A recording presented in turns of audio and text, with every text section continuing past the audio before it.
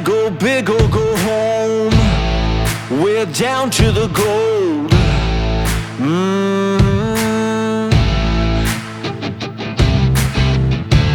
Never been a better time to put it all on the line. Ooh, yeah.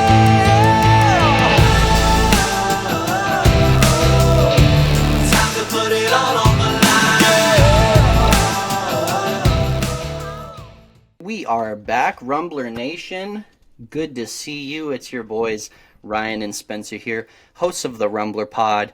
We are back. We are better than ever, rested up for you, ready to go in on this NFC East division. A division I've been looking forward to. A lot of good teams here, insane young talent, a lot of great draft classes and prospects to get into. I mean, how are we even going to begin with this, Ryan? Where do we even start?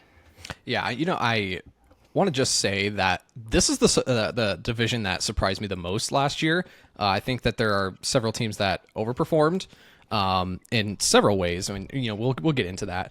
But yeah, for that reason, I think, the NFC is just not as strong as it once was, maybe 5 or 6 years ago. So now that we're getting into these breakdowns, it's kind of surprising to see who's kind of like shaking out to be the top dogs here. I'm really interested to get some of your takes on these teams. And yeah, this is also one that I've been looking forward to. Because, when you think NFC East, maybe like 5 or 10 years ago, not necessarily a division known for its strength. But as of late, they have certainly come on as a division to watch out for and, potentially several playoff teams here. So I'm excited to get down to it. And much deliberation about the quarterback talent in the NFC overall. I don't know if we ever addressed that or the deficiency of that quarterback talent, we could say. But what I will say is what the NFC is lacking in quarterbacks, I think it is making up for in such all-around, well-built NFL rosters. I would agree. And, we could say that for certain about 2 teams in this division, which we'll get to. But even the divisions we're going to start off here, really solid talent throughout. Actually pretty top-heavy at certain talent groups. But even the depth for a lot of these teams, especially post the draft, a lot of these teams had pretty strong drafts, in my opinion. So I'm really excited to get into the young prospects that are going to be coming into these teams.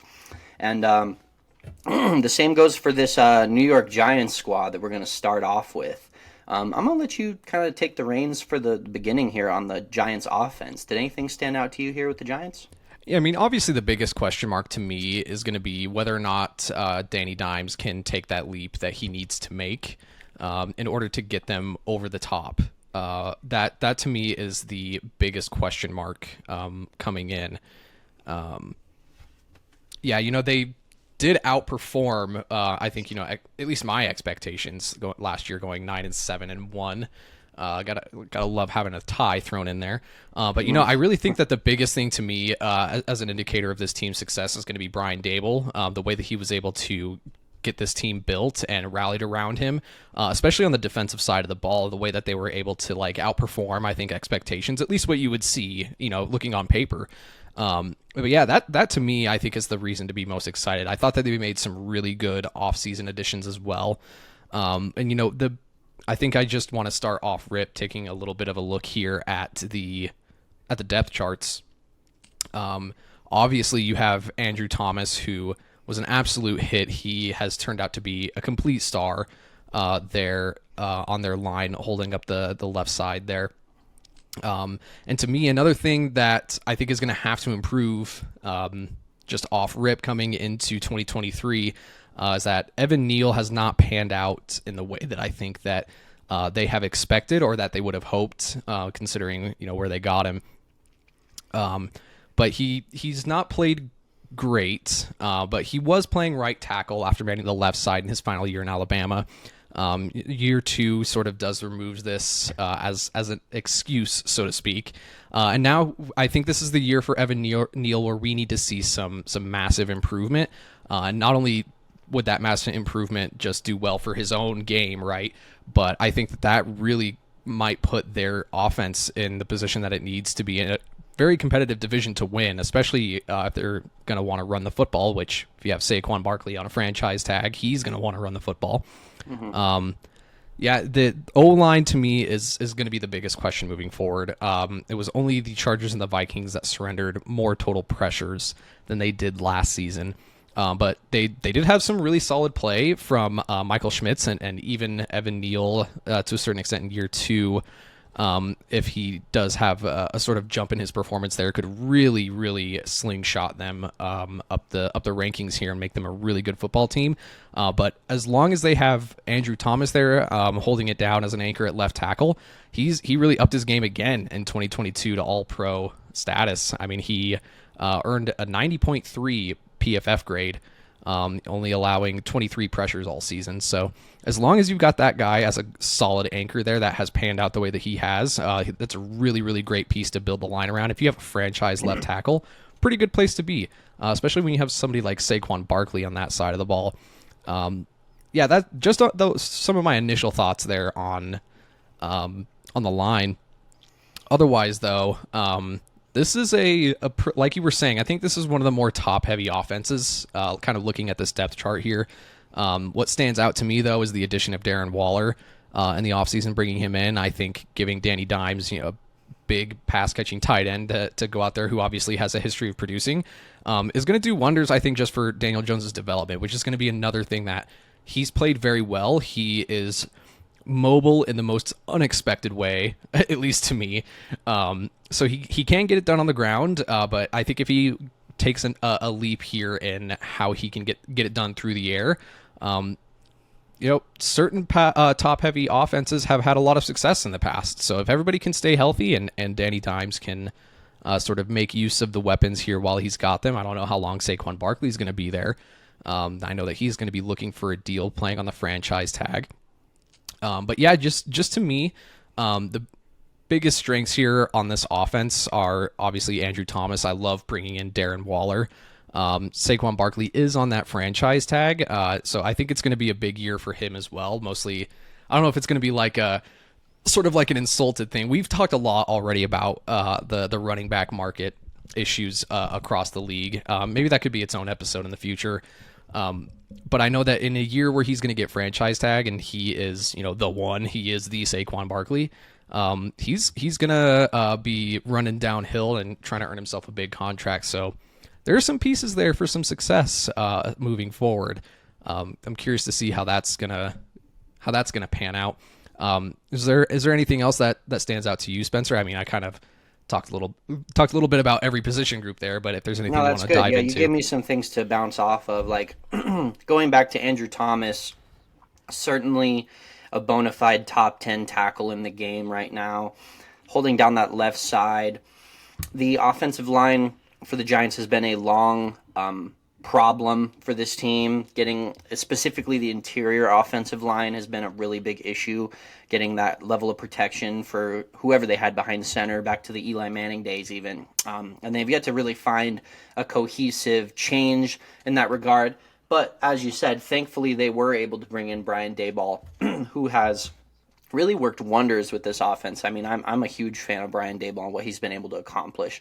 When you consider the play of Danny Dimes up to this point, it really is night and day compared to the prior seasons he had versus last year's. And I would really, the first thing I'd point toward is you look to the level of talent he was working with in this wide receiver room, or the lack thereof.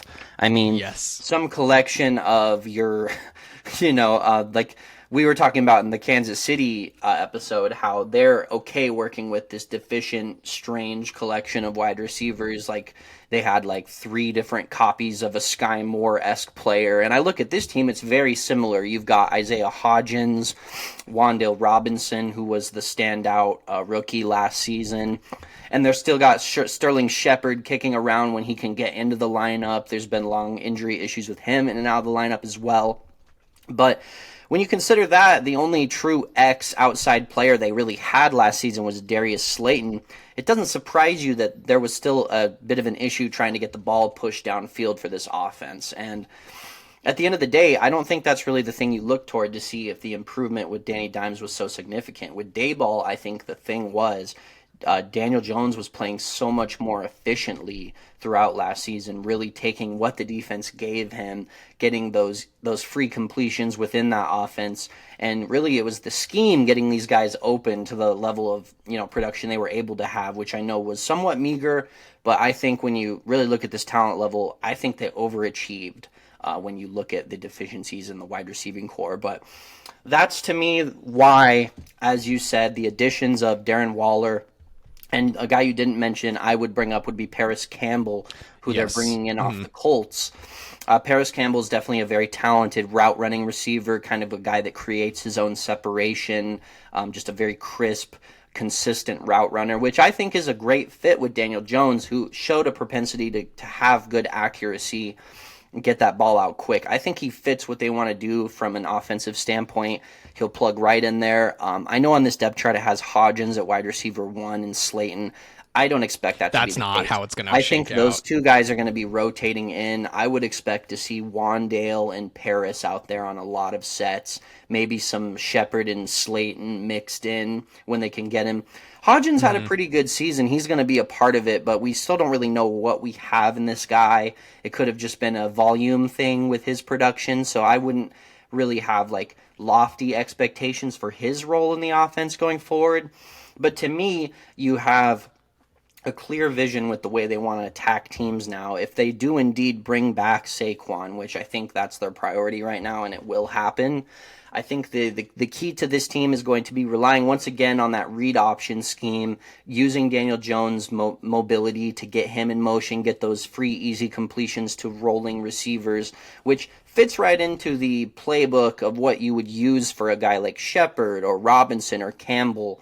All of these guys are going to be in the right spot at the right time, and they can execute these somewhat complex schemes that Daboll is going to come in and try to integrate. But at the end of the day, in my opinion, as long as they have Barkley behind center, as well as Daniel Jones, both of those guys are going to be such a massive threat offensively, just on the ground game alone. That's going to be a lot for defenses to handle, and with an improved wide receiving core, you should see a much higher level of production out of these guys. Not even mentioning, I feel Darius Slayton is a somewhat underrated threat on the outside from a deep ball perspective. He's never going to be even a number 2 or even maybe even 3 receiving option, maybe on a good offense, potentially a third. But Slayton, he can get loose on those deep balls, and he's a physical 50-50 receiver. He fits a good role for them. Yeah, and now with Waller in the mix, threatening up the seam constantly, we know a healthy Waller, what a terror he can be in those deep 50-50 jump situations. Yep. He's a pretty good route runner. He has dangerous speed. I would expect a lot of out routes from him just to free up everybody else. I think he's going to be the focal point of the offense outside of what Saquon brings. I mean, like, especially in the red zone, like I'm kind of like thinking about like sort of schematically what they're thinking about, right? I think especially, you do have Slayton, who's in his own right, he's very efficient in the red zone. Bring in Paris Campbell, and then if you're on the 5 and in or the 10 and in, it's kind of hard to imagine that you have all of these guys covered in the way that you need to be. If you have Saquon and Daniel Jones, Darren Waller, who's a matchup nightmare. There's a lot of talent there that can be exploited schematically to create mismatches, and especially if they can just finish off drives, I think is going to be one of the biggest improvements here. Which I think is a good fit for Waller's skill set. I expect him to be the de facto go-to red zone receiver for them. I would expect a lot of touchdown receptions for him, considering really nobody on this roster has that last quarter of the field man-beating ability that Waller does have. These guys, they're all polished in their own way, but I just don't see Paris as a guy who can get down into those situations where it's very limited, your route tree that you're going to be able to run. The cornerback can really get more aggressive, play you straight up. Mm-hmm. There's really nobody on this roster that can be that kind of red zone man beater, be the touchdown producer. So I think they have a clear vision for what Waller brings in the offense. And going back to the offensive line, again, this has been a problem position group for them without a doubt. I did like having Mark Lewinsky in the mix. I know he had a down year with the Colts, but for a moment there, he was playing at a borderline all-pro level. And the surrounding talent, I know you had mentioned Evan Neal having a bit of an underwhelming rookie season. Me personally, I think you could chalk that up to rookie struggles. Again, not the best interior support for him in the double team game. It's really difficult for a young player, even when you're coming out of an SEC team like Bama, where you were going against premier pass rushers. It's nothing like the likes of guys you're going to go against in the NFL. And when you're out on an island, sometimes you're just going to have a tough rookie season. I mean, you even look at some of the guys from the Seahawks, for example. They started 2 rookie tackles last season. They had both borderline dominant seasons as rookies, but they still had their moments. I mean, Charles Cross had some tough games against Nick Bosa specifically, and that's really what I chalk it up to. I'm not super concerned with Neal. I think him and Andrew Thomas will round into shape as one of the best tackle duos in the league within the next 2 to 3 years, and that's going to be a massive benefit to this team. But the last thing I'd mention is the ability for them to go and snag John Michael Schmitz in round 2nd. Yes. I mean, Schmitz is, outside of maybe Tyler Linderbaum for the Ravens, I think the most polished plug-and-play center prospect we've seen over the last 5 or 6 years. Right. And obviously that's a massive win for this team when you're kind of fielding more stopgap type of players, maybe some upside with Glowinski, but we still don't know exactly what he is consistently. And Bredesen, I would think of the same way about him, as just kind of a stopgap guy. So Schmitz to plug in as the commander, the leader of this offensive line, to make calls, to fix gaps, call out double teams. That's going to be huge for a development of a guy like Evan Neal, because I think personally Schmitz is going to come in and not look like a rookie at all. I think he's going to take command of this offensive line from day one, which is just an excellent pick from Dayball, and it totally fits within the past history of his play with, or his coaching on the Bills. That was such a big benefit to them, their offensive line group. Guys like Deion Dawkins, having those vocal leaders that can make up for maybe a talent deficiency within your line. I think Dayball is big on that. He's really good with linemen, so I expect to see really good results with this team in time. Yeah, I think another thing, too, just bouncing off of what you said, is that maybe this has to do with the way that we evaluate, sort of what are called non-skill positions, even though that's not a great term. We don't say that. All positions are skill positions. Right. all positions are skill positions. But maybe it has to do a little bit with the way that we, assess talent for, like, the top level talent coming out of the draft for linemen, right? Especially for, non-skill players, quote unquote. Mm-hmm. That I know what you mean. If it's sort of if a player doesn't come in like, week 1 and is a completely dominant force, that I'm getting at the idea that if a lineman draft taken in the first round doesn't immediately hit, then he's a complete bust. And we have a completely different paradigm in our heads for developing talent. Unreasonable expectation. Yeah, exactly. The talent they go against on a week-to-week basis. Exactly. We have a completely different mindset. Not you and me, but I think just the people who enjoy football in general. There's a really bizarre double standard when it comes to you get a receiver, you get a quarterback, or however whatever skill position you want to say, however long they take to develop and break out. Once they break out, you are vindicated and you were right, and it was the good decision. Whereas if you get a lineman, who's supposed to be a blue chip lineman, he can't plug and play and be an all pro week 1. People think he's a bust. You know what I mean? I think especially with the coaching that they've got around them, I think that Evan Neal is going to turn out to be a very good player. We need to really change gears here in our head about what we think about when we are drafting, blue chip talent, or what we expect as fans, as people who are not in the locker rooms and who don't know anything about what it's actually like to develop players. At least speaking for you and I, right. There's so much to say when, your team is in a really need to win situation and they're getting pressures and sacks and the same name keeps coming up and up and up. Whereas for a skill position, if a player can't get open, it's a problem. It's still a problem, but it's not as big, or at least in your face of a problem as, letting pressures through. Certainly. And when you have a guy like Daniel Jones, who is so naturally accurate from the position, it's so much more important to have that consistent production from your offensive line, or just protection, I should say. Because at the end of the day, a guy like that with that kind of skill set can make up for a talent deficiency in the wide receiving core. If you're not wide open necessarily, if a guy can make NFL throws, really nothing is wide open in the NFL unless your name's Cooper Kupp or Devontae Right. Adams or whoever. But that such a player does not exist on this roster as of right now, which makes the presence of Daniel Jones all the more important. I know a lot of people were screaming overpay on the contract extension. This is just a reality of the league. I think Daniel Jones is a very slept-on player. What he brings from a mobility Agreed. standpoint is a top 5 mobile quarterback level production. It's bona fide. It's proven. And that you really, the price tag is totally reasonable when you consider it from that front, because now agree. you have a very accurate guy who has shown an ability to make efficient, responsible decisions with the football, and can produce at an elite level on his from the ground game. I mean, I'm loving the decision to bring back Jones. Unfortunately, it may cost them Barkley. You and I are thinking that won't be the case, so we're kind of rating the team accordingly. But you know, the last thing I would kind of sum up with the offense for the Giants, I feel like we kind of played it out a bit here, but Just one more thing too. Yeah, well, okay, Before we move on from Daniel Jones here, kind of like connecting it to this idea of like player development, right?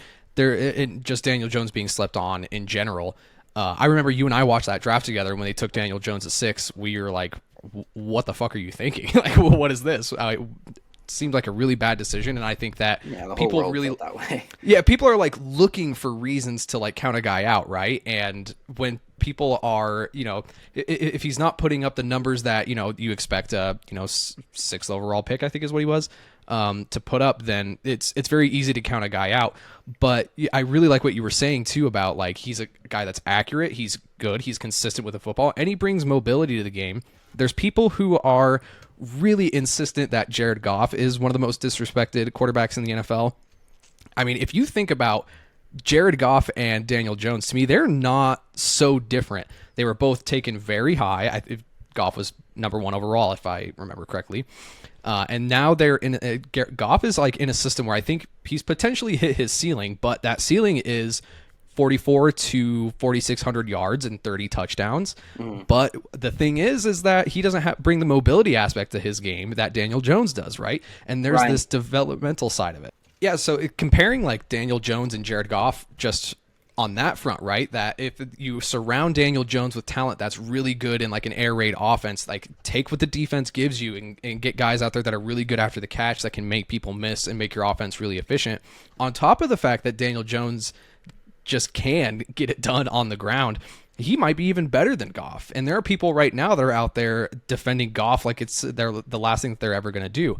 I just think that looking forward toward the future, like just from a developmental standpoint, sort of what we were talking about, just because a guy is taken, top 10, and he, might not be an all-pro, or he's not going to be, in an MVP race, he is definitely a guy that very much like Jared Goff, very much like in that Campbell offense, that he's very efficient with the ball. He's responsible. He makes good decisions. The picks are going to have to be cleaned up, but he's still a young guy in the league. He's going to learn, and I think a lot of that also had to do with some talent deficiencies, like we were talking about.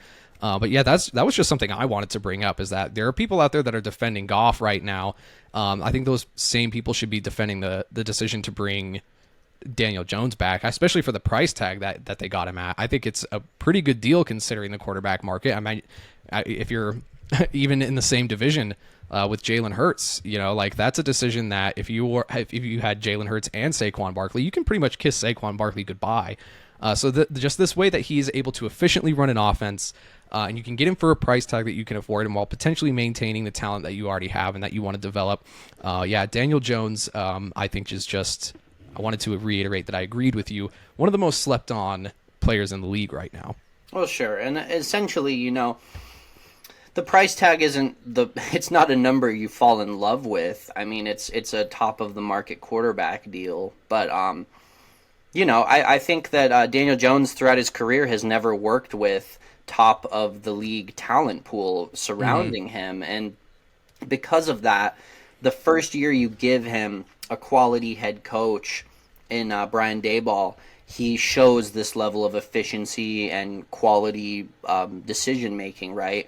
I think it's a good reason to give him the money because, again, our draft reaction was an uninformed one, really. He didn't show off his mobility to the same degree that he has in the pros. It's obviously going to be a tough sell for any NFL fan when you have a college prospect coming out. And think about it. If I told you in a few years from that draft, this guy would be referred to commonly as Vanilla Vic, you would have laughed me off. I certainly would have. Essentially, you would have told me to go. There's no doubt about that. There's no doubt about that. It's not the case. This guy is an elite mobile producer, and that really just changes the game from every perspective, right? I mean, it's proven production that you get on the ground in addition to such a quality player as Barkley. It's enough production between just those two guys alone to where you can have a feasible NFL offense with these kind of table scraps of wide receivers surrounding. But to sum up, again, the last thing I was going to mention, I think kind of a make or break reality to this squad is going to be, we know the offensive line will be probably at least league average to not better than league average. That's not going to be season ending or season destroying necessarily. But the reality of the wide receiver position is it's already quite thin in terms of starting level talent, in my opinion. And, there's depth, quote-unquote depth. But at the end of the day, of your starting receivers, Wan'Dale Robinson, Shepard, and Paris Campbell all have, extensive injury histories to their names. And I think the health of the Giants wide receiving core is going to be potentially season making or breaking in nature, because if it's anything like the history we've seen with all of these players, they're all going to individually miss time at different portions of the season. And thank goodness they were able to pick up Jalen Hyatt, in round 3 there. He adds a different dimension. He is going to be another legit outside threat as well with Slayton. It's a little difficult to say exactly what we can expect from him for rookie production, just because I know a big sort of popular criticism of his game was the very, very small amount of press snaps he saw in college. There's a little bit of a unassuredness amongst league executives on whether he's going to be able to get off the ball when pressed in the NFL, considering he was just, people were playing off him so much in college, just trying to not get beat deep. Right. Now you're going to go against many more athletes who are on your tier in terms of speed and size, and so we're going to need to see more route polish from Hyatt. He's going to need to prove that he can beat press, and I would expect that other NFL teams are going to challenge that and see, can this guy beat press. So again, I think he's going to be more rotational in nature as well as a player.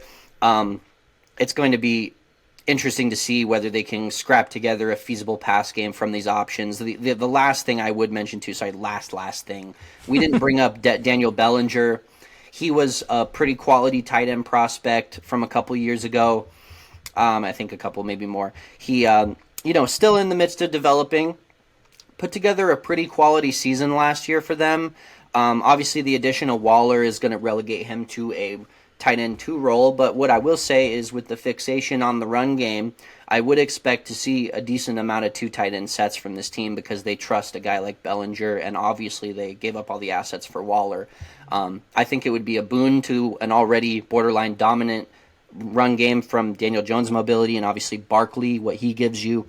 I think they'd be well served to have 2 tight ends on the field a lot to complement a sort of lack of high-end talent in the wide receiver core. Maybe just only ever field 2 wide receivers out there maximum, occasional slot snaps, just because I know they have guys that they like in the slot. But potentially, not to mention there's Saquon Barkley still back there. You do a lot of pin and pull. You can run a lot of zone in a lot of 2 tight end sets. I agree. There's plenty to explore there with 2 tight end sets, especially with Saquon Barkley in the backfield. Yeah, and I know they're going to want to do a little bit of slot stuff because Wan'Dale and Sterling and even Hodgins are all really good fits in the slot position there. So, but at the end of the day, I think if for the success of the offense, I think you'd be better served to maybe have your base offense be multiple tight end sets going forward. And Right. I think Dayball would probably be willing to do that. He likes to get fancy and creative with his scheming. So good. Yeah. Interesting offense to talk about. We're kind of iffy on it a little bit. I feel like maybe a 50-50. Yeah. Yeah, it's a good spot here to transition to a little bit toward the defense. This, like we said before, I think this is another aspect of the Giants game where they overachieved under Coach Brian Daboll. But they did a really good job of limiting opposing scoring, despite being just dreadful against the run last year. They ranked 31st in yards per carry at 5.2, and only managed to have 6 interceptions the entire season. I think turnover differential has got to increase here. I mean, especially as the offense does continue to improve, which I think that it will. I think Daniel Jones will continue to get better. Now that they know more of what he is and what his skill set is, they can sort of like build talent around him, right, going forward. And I think a big part of that is going to be getting the defense off the field and improving on the D-line where they can to sort of limit how, it's that sort of death by 1,000 cuts having a team that is bad at defending the run can be. They looks like they didn't, to me, in my opinion, they didn't do a ton to improve their defense in free agency. I really did like snagging Deonte Banks in the first round of the draft, especially considering that they're pretty dismal 6 interceptions through the year. I think he's a really good prospect. I think that was a really nice first round pick, especially paired with that second round pick coming back around and taking a good center there, a startable center. I really like the Deonte Banks pick in the first round. I think Kayvon Thibodeau is going to continue to get better. And I think, to me, that was one of the areas of dire need, and I'm glad that Brian Daboll and the Giants front office was able to recognize that their secondary was an area where they needed to improve. Adoree Jackson, I think he's a very good cornerback, but bringing in Deonte Banks, if he can end up developing into the talent that people seem to believe that he can develop into, that's going to be certainly a big upgrade at corner for them. They did add Awarie and Okereke in free agency, which I also liked. I also really like the addition of Nunez Roches to sort of tighten up that D line a little bit there. Maybe we get a little bit better at defending the run through the season. Yeah, I'm just curious, Spencer, is there anything that really stood out to you here as far as like greatest weaknesses or greatest strengths? I sort of just kind of touched on everything there, but I did like what they had to do. I did like what they did in the draft, and I also liked some of the additions that they did make in the offseason, particularly that Nunez Roches addition to get some line depth. Sure, and I mean, I think the kind of the storyline of the continued sort of mission to build this Giants defense into a dominant unit, because it's becoming, it's moving into that threshold of becoming borderline dominant here. Trending upward. Yeah, it was already, the front seven, I would say, was the obvious strength coming into this season. One of the additions that really stood out to me that you didn't mention, I don't think, was Ashawn Robinson on that interior D-line spot. Was always a pretty underrated guy for the Rams. I think he was on the Lions for a stretch of time prior to that. He is just as stout as an interior run defender as you're going to get. So, again, like you're saying, that run game needed a boost. I think Ashawn Robinson's your guy. He's just going to be that classic 0-5 tech switch guy who can come in on those obvious rundowns and just eat space, absorb bodies, absorb double teams even. And I think that's a massive, massive get for them when you consider they're going to plug him right next to Dexter Lawrence on the inside, who's already an absolutely nasty, dominant interior defender of his own right. Lawrence can get after the quarterback a lot more. That was incredibly impressive to me to see him start to really take that extra step with the pass rush game. He's just such a great penetrator. He's got that nasty kind of swipe and swim move that he does. Just Sexy Dex, he's going to do his thing always. And I just think they're a match made in heaven. Ashawn's going to kind of make up for Lawrence's quote-unquote weaknesses, but I think the weaknesses only come from Lawrence in the sense that he's sort of trying to transition to more of a dominant pass rusher from the position, and he started off his career being such a quality run defender. You can't do everything. So as they lean on him to be a little bit more of a factor from the pass rush perspective, I think having a guy like Robinson to come in and take over some of that responsibility is huge. And the same goes with, like you said, with Thibodeau going to improve. I know he got called out in the offseason. I was trying to see what it was about. I know Jeff Saturday called him out for the celebration after like what they called a dirty play on the sack. But I know I can't remember who it was. There was some Colts. There was some Colts legend that had called Thibodeau out and said, "Bro, you only had like 3 sacks this season for your rookie. Like, what are you talking about?" And to me, it's like, yeah, that's understandable. I'm pretty sure I can't remember what the name of the player was. I wish I did, but whoever was calling him out was like a Hall of Fame guy, via Twitter, of course. This most toxic environment of all time, but. For me, Thibodeau, the story is not within the sack production. The reason I say that, I think Thibodeau is such a classic fuck the play up type of guy. He's very much in the mold of a Jadeveon Clowney. These type of guys, they never accrue. I like that comp. Yeah, they never accrue large sack numbers in any regard for any particular season unless they're paired with like an elite edge of their own right on the other side generally. But for a rookie season, I think the sack production was respectable, certainly, and it doesn't tell the full story of the obvious times where Kayvon was producing tons of pressure, tons of TFL potential chances where he's just coming free off the line and kind of, like I said, messing up the play, getting guys to go different directions, play outside of the scheming of what the play design was initially. And, I expect to see more of that. I think you see Lawrence become even more dominant in the coming season. Again, I would point to the guy, Bobby Okereke, the newcomer. Yep. That's going to be massive for them. They really haven't had a de facto go-to off-ball linebacker to, like, kind of add to the strength of what your D-line is bringing you. I know Okereke is very gap sound. He's a thumper. He's going to read the gaps effectively. Darian Beavers was a guy I loved coming out, I think, just a season ago or two. Another guy, very downhill, old-school backer. And I like Okereke. He does all of those things from a run support perspective, but I like getting a little bit more speed in the building with Okereke. A guy that can fly around the field, knock guys' heads off on the outside a little more. He's pretty good in pass coverage, but I think he has a step he needs to take there, and that's what I'm interested to see, is with a little bit more support, a little bit more chaos happening from the D-line, is he going to have a lot more chances to just kind of lock dudes down on the inside, maybe get a little more interceptions.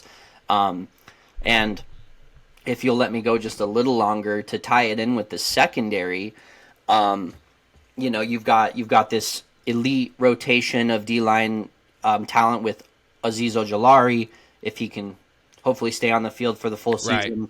Leonard Williams, who's just a star for sure. Not even need to really say much about him. He's just a dominant defender in his own right.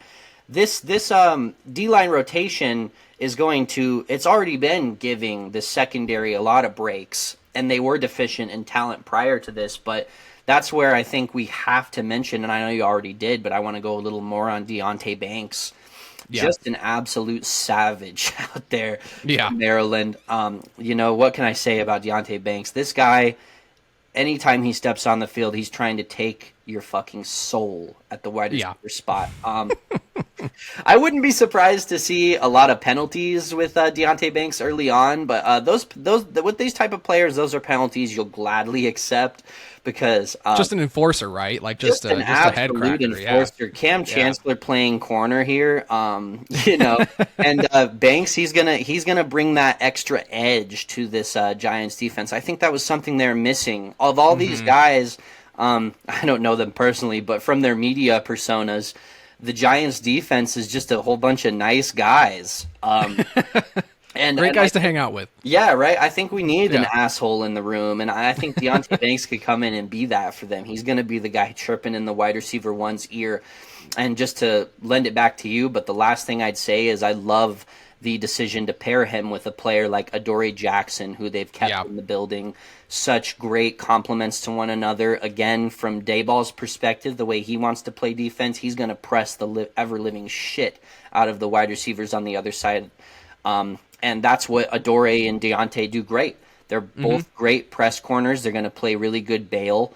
Hopefully Banks isn't too aggressive year one, and I think they're going to be effective and honestly just a headache for wide receivers to go against, because every single play is going to be hotly contested. Just physical play from both corner spots all game long. You're not going to get any breaks as a wide receiver going against this team. Yeah, and I think too it demonstrates that there's a fundamental understanding that of Brian Daboll and the Giants front office of what their areas of needs are, and like sort of looking forward to the future and looking at the landscape of not only the league but their own division. Excuse me. That's okay. There's a lot of really phenomenal receiver talent in the division alone, and just considering how competitive it was the year prior. And that's an area of need for them was, just that they needed one more guy. And I love what you said, too, about getting that guy that can just come in and be an asshole. And you and I have talked a lot about this before, but to me, one of the most interesting and maybe underrepresented part of like that dominant, alpha cornerback one is that the ear chirp, man. If some of the most dominant corners in the game, there should be a stat on Madden for talking shit. There really should. Because it's a mental position. It's very important that you have that. It is, and there's so much wide receiver talent in this division, and if that's a guy that every single person that is coming into New Jersey, I think their stadium technically is in. They're going to be looking forward to Deontay Banks just like chirping and chirping and chirping and getting under their skin. That can be a real game changer. If I think about players like Ramsey or Marshawn Lattimore, that it's like a major part of their game is that if they can get in your head, they can completely take you out of the game. 100%. And I think the thing with Banks too, just to chime in just really quickly, is just when you have such an elite talent level as he does, and the ability to really back it up with a physical level of play where you not only are you going to talk a lot, you're going to put your hands on the guy and let him feel it too.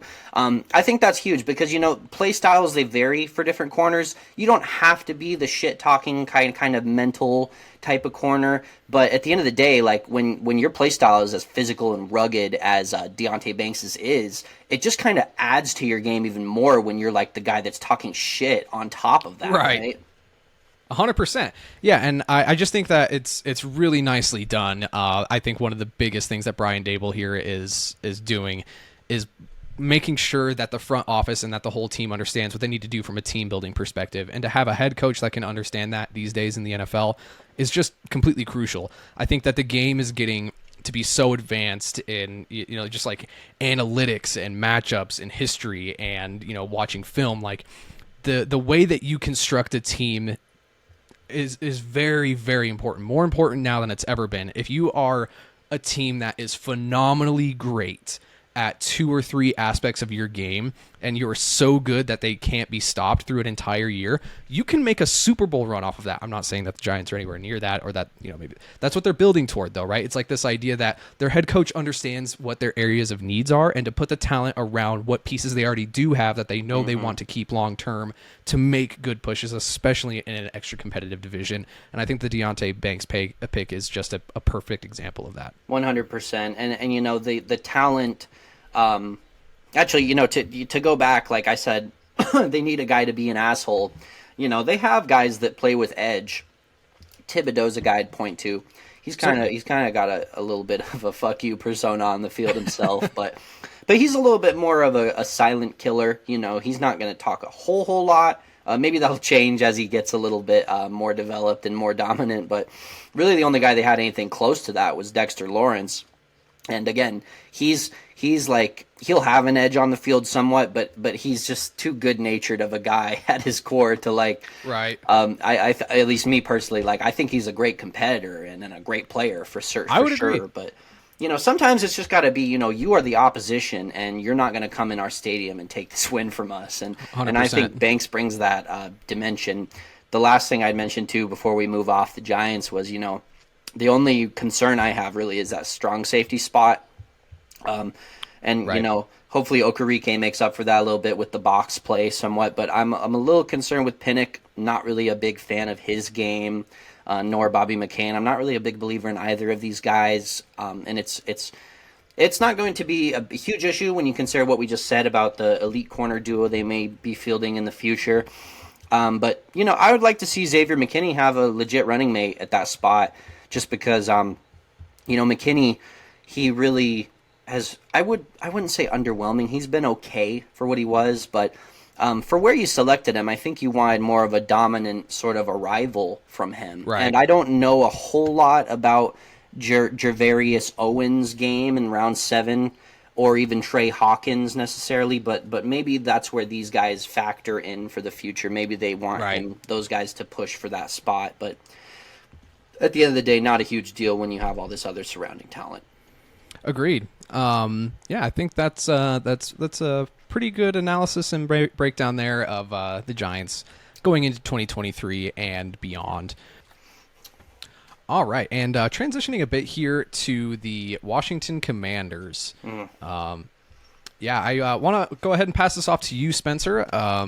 I kicked it off here with the Giants. I just want to get your take. What stood out to you after a little bit of a analysis here on the Commanders? What stood out to you? Is there anything that jumps out to you as a glaring strength or weakness? Well, the number one, and I mean number one thing we got to mention when we talk about the Commanders is the addition by subtraction of one Dan Schneider.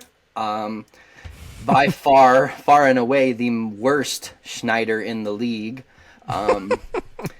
What can we say that hasn't been said about Dan Snyder? Just an absolute cancer following this division around, or this team around. Sorry, well, the division too, frankly. But at the end of the day, I think that is a huge weight lifted from this team, and I'm so excited to talk about this team's future because I see really, really bright things coming up for this Commanders squad 100%. personally. The thing I'd point to right off the bat is the return of Sam Howell in the QB1 role. It's an obvious thing to point toward, but relevant nonetheless.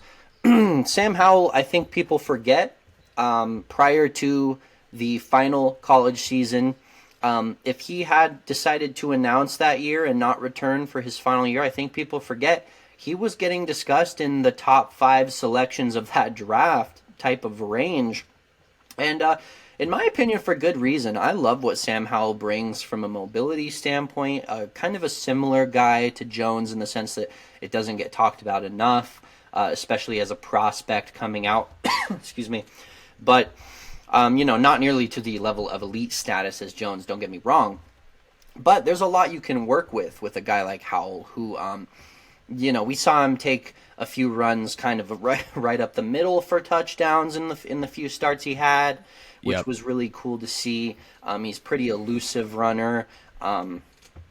Based on his dimensions, I think he could lower the shoulder when he needs to, too. He's a big, solid guy.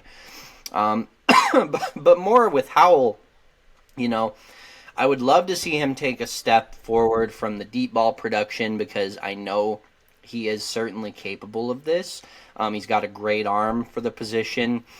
I see this as a ascending quarterback talent who you're going to look as, a guy coming into a situation where the team has taken that risk.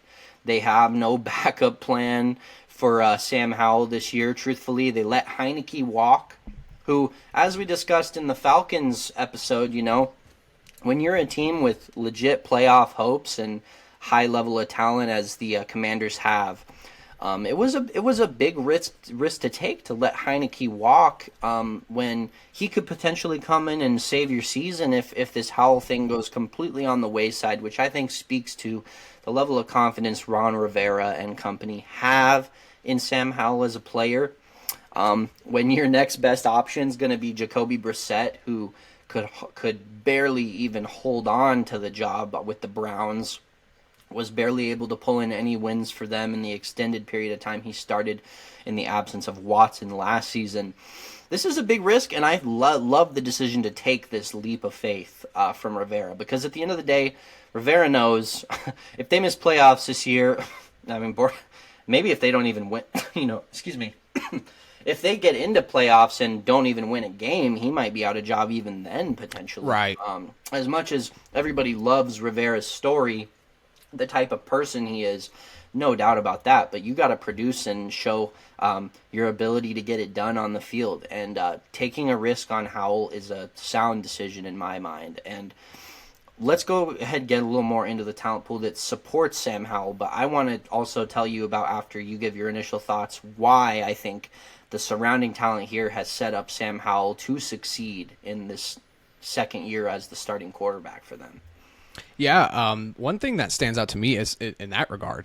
I mean, this is just a dynamite wide receiver room. I mean, you've got Terry McLaurin, as well as Curtis Samuel, and a receiver that I am incredibly high on coming into next year is Jahan Dotson. Showed really, really phenomenal flashes in year one, and I think he's just going to continue to improve. He's just a matchup nightmare, especially in the red zone. He is a really, really good player, and having all three of those guys there at the same time, especially with an ascending talent like you were saying with Sam Howell, you can't really ask for a better position to be put in as far as who's going to be catching your passes goes. To me, obviously, sample size with Sam Howell is just the biggest issue, but clearly he's shown flashes of talent, and it is interesting to me too. You mentioned that they let Heineke walk. Just had a bigger sample size with Heineke, and I think they really couldn't go wrong either way. If you wanted to go with Howell or Heineke, I think that both of them are incredibly solid ascending talents. Just looking for the opportunity. But yeah, and I would argue, they probably reasoned Heineke is pretty much leveled out at what he's going to be. I don't think there's much growth potential for Heineke at this rate. Oh, interesting. Whereas I think Howell is a very high ceiling player right now. As you said, the sample size is so limited, but the physical talent is on a completely different level from Heineke as a player, in my opinion. Right. And I think, too, the other thing that stands out to me is that, I do agree as far as Brissett is not going to come in and wow you. I think if things do go awry, he's a guy that can he will come in and he can be serviceable. I think at the very least, he has a really, really good wide receiver core. Whoever's going to be taking snaps, if the Sam Howell experiment goes awry, and if Brissett has to go in there, this wide receiver room is just going to elevate the talent of whoever is there. And I think even to your point, that's why maybe they're able to let Heineke walk and let's take a risk, especially with Ron Rivera. Taking a guy like Cam Newton to an MVP season, to a Super Bowl appearance, right? That this wide receiver room they're just going to elevate the talent of whoever's taking snaps. Well, and think about what they were able to accomplish with a guy like Heineke, who has all of the willingness to push the ball downfield. I mean, right. He's like Brett Favre in the body of I don't know, Case Keenum, basically. Right. he has all the willingness to do it, but just doesn't really quite have the physical ability, where I think now it's what they were able to get done with this wide receiver core. You put a guy who is all the way capable of taking full advantage of the skill sets that these guys bring in Howell. Sky's the limit as far as I'm concerned. 100%. This may be the best wide receiver room in the NFC East. I think there's even an argument that it's one of the best in the NFC, period.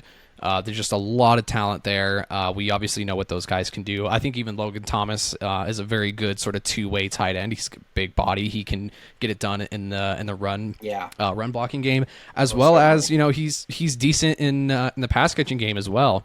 One area that maybe stands out as an area of concern to me was the O-line. They did add Nick Gates and Andrew Wiley, as well as drafting rookie Ricky Stromberg, improve that line. That last year was not very good. Allowed 48 sacks last year. But with skill positions like Scary Terry, Jahan Dotson, as well as Brian Robinson and Antonio Gibson, Howell should have a really, really strong supporting cast, and that's maybe why they're willing to take the risk on letting Heineke walk, right? And let's just see what the kid's got. Let's put him in there. He obviously has the attributes. He has the talent. He has an incredibly high ceiling. This is what people talk about, right? When you draft for high ceiling, or when you're taking a risk on a player with high ceiling, it's to get them in a situation exactly like this. It's to get them in a situation where no matter what they're doing, they're going to be able to run the ball, they're going to be able to dump it off, they're going to be able to push it down the field. They have guys at every level that can do any one of those things. So I think it's really smart and shows a really good understanding on Ron Rivera's part that I do think goes back to those Cam Newton days of if you've got a guy that just seems, athletically special, just get him some support that he needs, and let's just see what he can do. I think he's obviously an ascending talent, and I really, really like the team that they've built around him here on offense. Yeah.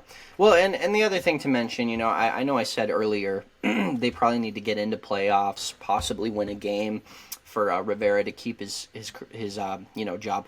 I think there is maybe a little wiggle room there. I want to kind of walk that back just a tad, more so because with the loss of ownership, I think a new ownership and, sort of a turnaround on the front office, maybe they actually sort of desire some stability for the team. And at the end of the day, I think that the main mission for Rivera is make Howell look like a franchise guy.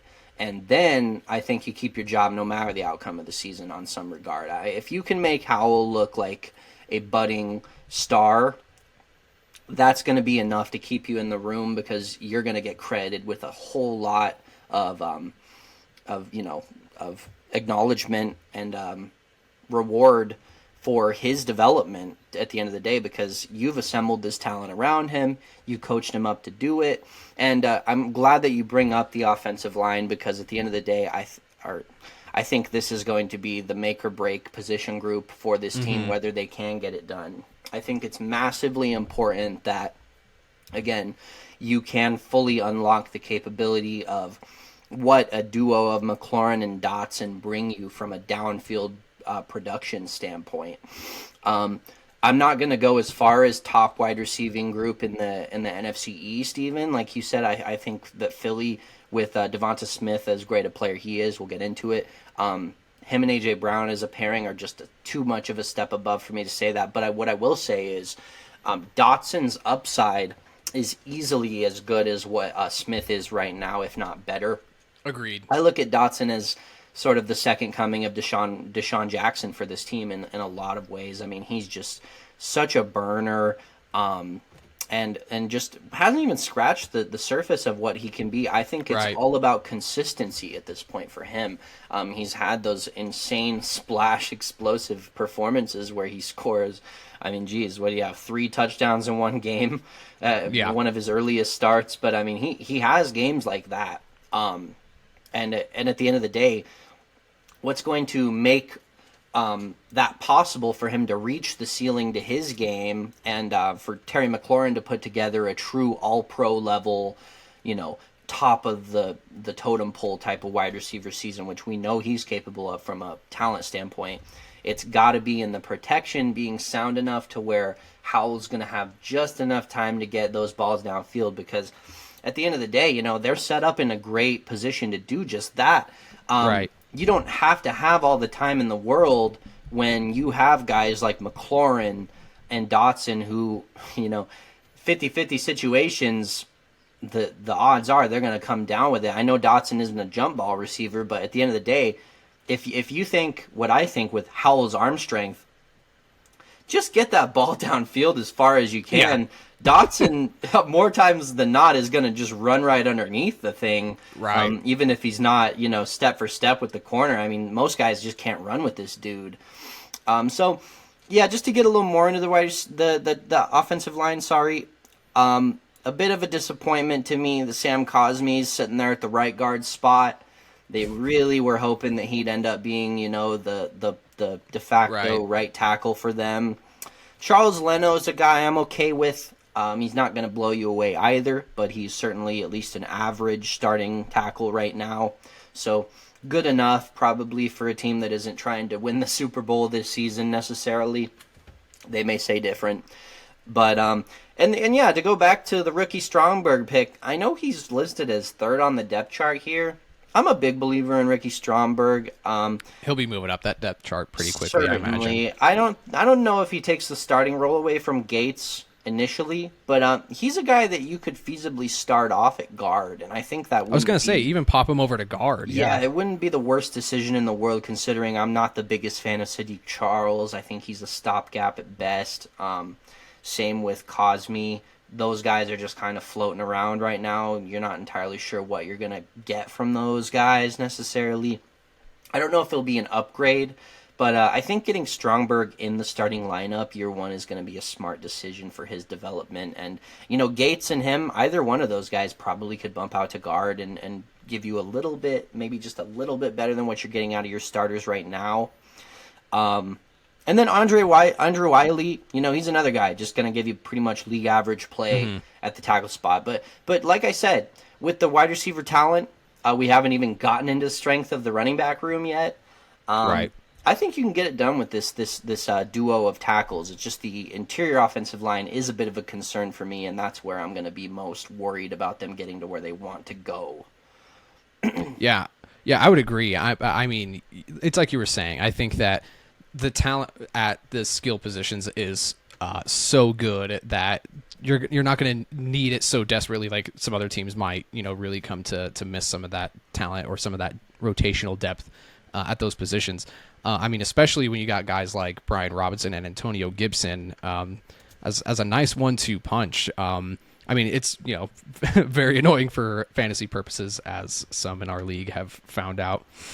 Yeah. But I mean, it at the very least, just from a pure football perspective, really, really great running back room. I think just to add to your point, I think that the skill positions are going to be so good that even if they have some lackluster interior line play, maybe they won't, even if Stromberg does end up working out. I think he may end up seeing, like, depending on how he does through camp and through preseason, I think that it's going to be pretty likely that they're going to bump him out to one of those guard spots.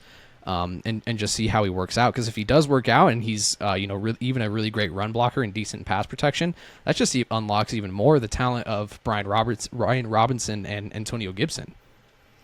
Yeah, most definitely. And I mean, just to illustrate my point, I was pulling up some PFF from their interior guys, but Sadiq Charles, right now for the offensive snaps, he's tied for 82nd. Tied for 59th in sacks allowed. He only had one, but the pressures that he's been allowing for the interior, that's highly concerning. And at this point, I'm not a believer in Sam Cosme at any position. Frankly, I think he is bordering on outright bust. Sadly, at this point, and again, Sam Cosme, please prove me wrong if you think you can, but. It's I mean, any unit that allows 48 sacks a year, something's got to change. That's most just a fact. Definitely, yeah, and that's why I think, man, Stromberg, if he's not going to be your starting center, which I think he should be, bump Nick Gates out there. He's going to give you something better than what these guards gave you last season, and even if he doesn't, at least it's a change of some sort. I know there's something to be said for cohesion with offensive line play, but at this point, I think we have to be honest. This is a talent deficiency at those guard spots that's going to potentially be just impossible to overcome if they don't find at least average starters there, because you're already average on the tackle spots. It might be a little bit of tough sledding for Howell, but at the end of the day, I just believe in his talent so much in this wide receiver core. I think they're going to find a way to be productive anyway. Right. But to I pivot, would completely agree. Yeah. To pivot a little more, the one thing I will say, that this this line has going for it is that they're going to get a big help from this running back core in terms of being able to be productive on the ground. We know Brian Robinson, definitely one of those underrated producers. I know the efficiency wasn't the best, but people forget in the age of the Shanahan, wide zone run schemes, sort of just a inside zone type bruiser in Robinson, and also a guy who I'll get to in a minute with Chris Rodriguez. These guys are never going to look overly efficient, but I think something that has to be mentioned is the decision to bring in Eric Bieniemy as sort of a assistant head coach with Rivera. I know Bieniemy is a guy that gets clowned a ton. I don't get it. I think he had a massive part to do with the ability for Pacheco last year to come out and be as productive as he was. I would 100%. I don't expect them to do a full on like open the team up, open the offense up Shanahan style at all. But what I would think is that maybe they're going to get a little bit outside of the comfort zone of just inside zone constantly with Robinson. I would love to see this team run a lot more power next year, especially Even some pin and pull. Most certainly, because I think at the end of the day, you got to lean into the strengths of these guys, and that's where with your offensive line, get down to just the fundamentals of football with these guys. Establish that run so that you're not going to get exposed constantly from a pass protection standpoint. And you're in a unique position with a guy I loved, Chris Rodriguez, in round 6. I don't know if you can say you can even steal running backs at this point because they're going so goddamn low no matter how talented they are. Right. But Chris Rodriguez, absolute dog coming out of Kentucky. He's got a lot of and I hate to I'm going to be polite in saying this. He's got some Marshawn Lynch style to him with how he runs. Not nearly as dominant, of course. I never expect him to get to that level, let me be clear. But more about his run style. He's got that herky-jerky kind of wide stance where he's going to break you down. But at the end of the day, this guy can fucking plant you. Chris Rodriguez 100%. Is just a rugged downhill guy. He's I love that selection for them. He's a great compliment to Robinson. He's going to be able to spell him from day one on those early downs. And then, again, going back to Bieniemy's impact, if you can open it up a little more and maybe run a little more outside zone here and there with some power implemented as well, I would expect Antonio Gibson to take maybe another potential step in his game because, yeah, they're going to come in and try to implement a little bit more of the crazy Jerick McKinnon style looks for a guy that's as versatile and explosive as Antonio Gibson can be. They just have never really used them the way he needed to be used in this offense. Yeah, and I completely agree. And I mean, even bringing him in is like just to throw some wrinkles, right? Like throw some creativity, throw some different looks. Like that is the Chiefs' bread and butter. I think any guy that's worked with Andy Reid, and especially with a young play caller, like shouldn't say play caller, with a young quarterback like Sam Howell, not that he's anywhere near Patrick Mahomes, but he is a young guy with a lot of talent, with a small sample size. There is so much room for creativity with this wide receiver room and with these running backs and with the skill set of Sam Howell, that bringing in a guy like Bieniemy, he is going to really like unlock a lot of potential for this offense. And if you can throw some wrinkles or some motion and just create some mismatches, just schematically is going to really, really revamp sort of the talent on this offense. And it could be a completely different offense than we've seen last year, and it could really, really like just unleash some turmoil on defenses. And again, because there's just too much talent. Yes, to marry it back into the offensive line, like the reality of these type of plays where you're getting a McKinnon or I can't remember the names of all these other guys. They have so many weird, versatile, toolsy dudes that they do this type of stuff with. But more what I'm thinking is like the reality of plays like a pitch or, a designed sort of like jet sweep type of plays and things like this. Triple option even. Right. These are all bang, bang, instant plays where you don't have to rely on consistent blocks being held for long periods of time to get them off. Like as long as you get that good initial pop off the line, and you blow them back for just a moment, that's enough to set these types of plays up. And I think exactly what you said. That creativity is going to be so necessary. Basically, anything to distract from the obvious and potentially season-ending weakness that is this interior offensive line and even the tackle spots to some degree. They're going to need to get creative in order to really get the most out of this offense with a rookie, well, not rookie, but basically rookie quarterback behind center. I mean, Sam Howell didn't get the whole season behind center last year. I think that's a pretty good breakdown of the offense here. I think it's time here that we transition to the defensive side of the ball here, which, believe it or not, I think it even has a brighter future. They played really, really well in this is your 2022. meat and potatoes if you're the Commanders. Yeah, this is a really good defense, ranked third in yardage last season and seventh for points allowed. Hard to get any leeway here, and I think that the biggest key to their success is that this is a 4-3 D line with 4 dogs on that defensive line. Chase Young and Darren Payne, Jonathan Allen, and Montez Sweat. Whoo, that's tough. That's talk tough. About top heavy. It's about as heavy as it gets. Especially with Chase Young. There's certainly a lot that we still have yet to see. We knew what his talent was coming out of the draft. Unfortunately, injuries have sort of held his development back a little bit. But with a group like this, I think he's going to be. There's going to be no problem making up for lost time, if that makes any sense. It's a phenomenal front seven, phenomenal D line. I think front seven's also very good. They only recorded 9 picks last year. But had 18 total takeaways. So half of their takeaways came from fumbles, and I think a lot of that has to do with you have so many guys on the D line that can just break through, get into the backfield, and force some fumbles. They had 43 sacks on the year, ranked third in yards allowed, and a red zone touchdown rate of 51.9%. A very, very good red zone touchdown rate. So even if you can drive it down the field, still very hard to score on them. Not only that, but where they really excelled and where they were the best in the NFL was on third down. Their opponents converted just under 32% of their attempts on third down through the season.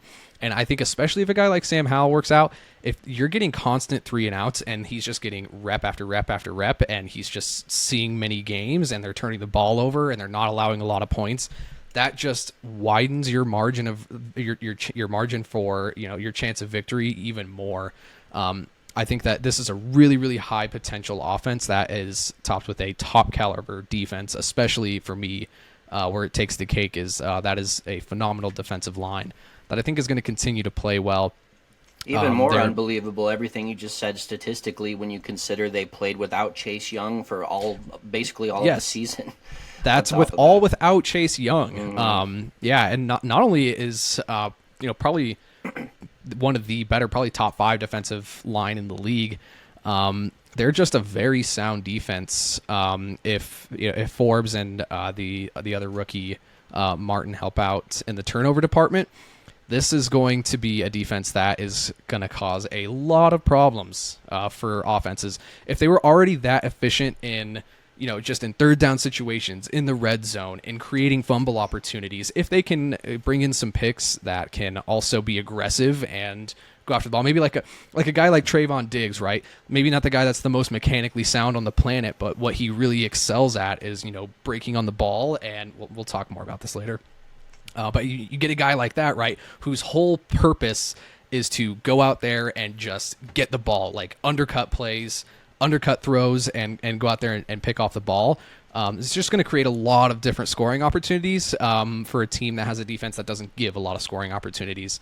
I'd love to hear your thoughts, but that was just my initial take. Yeah, the thing that stood out to me is the obvious plan here for this team is they're going to go exclusively 4-man fronts. I would very, very rarely expect you to ever load the box with this team. They're going to be NASCAR package constantly, pretty much because, you want to keep that quarterback uncomfortable as much as possible. I think outside of first down, I think you might get a little cute on first down, but beyond that, you're seeing these 4 guys. And obviously, a reality fielding this kind of starting talent on the D-line is going to come at the cost of your depth unless you're a psycho team like Philly. Right. And that's really the only thing I think distancing, the defensive line units for Philly and the Commanders right now, in my mind, is just the unbelievable depth that Philly's able to field because of just the insane genius that Roseman brings and just constantly filling those backup spots and even third string spots with legit guys. But so that's the one thing I would be critical of. You said it very well with the front four. I don't think I need to pile on too much there, but outside of really the guy, they picked up this year in round 5, KJ Henry. He was a guy I really liked coming out of Clemson. I felt like they kind of stole him. He fell a little bit.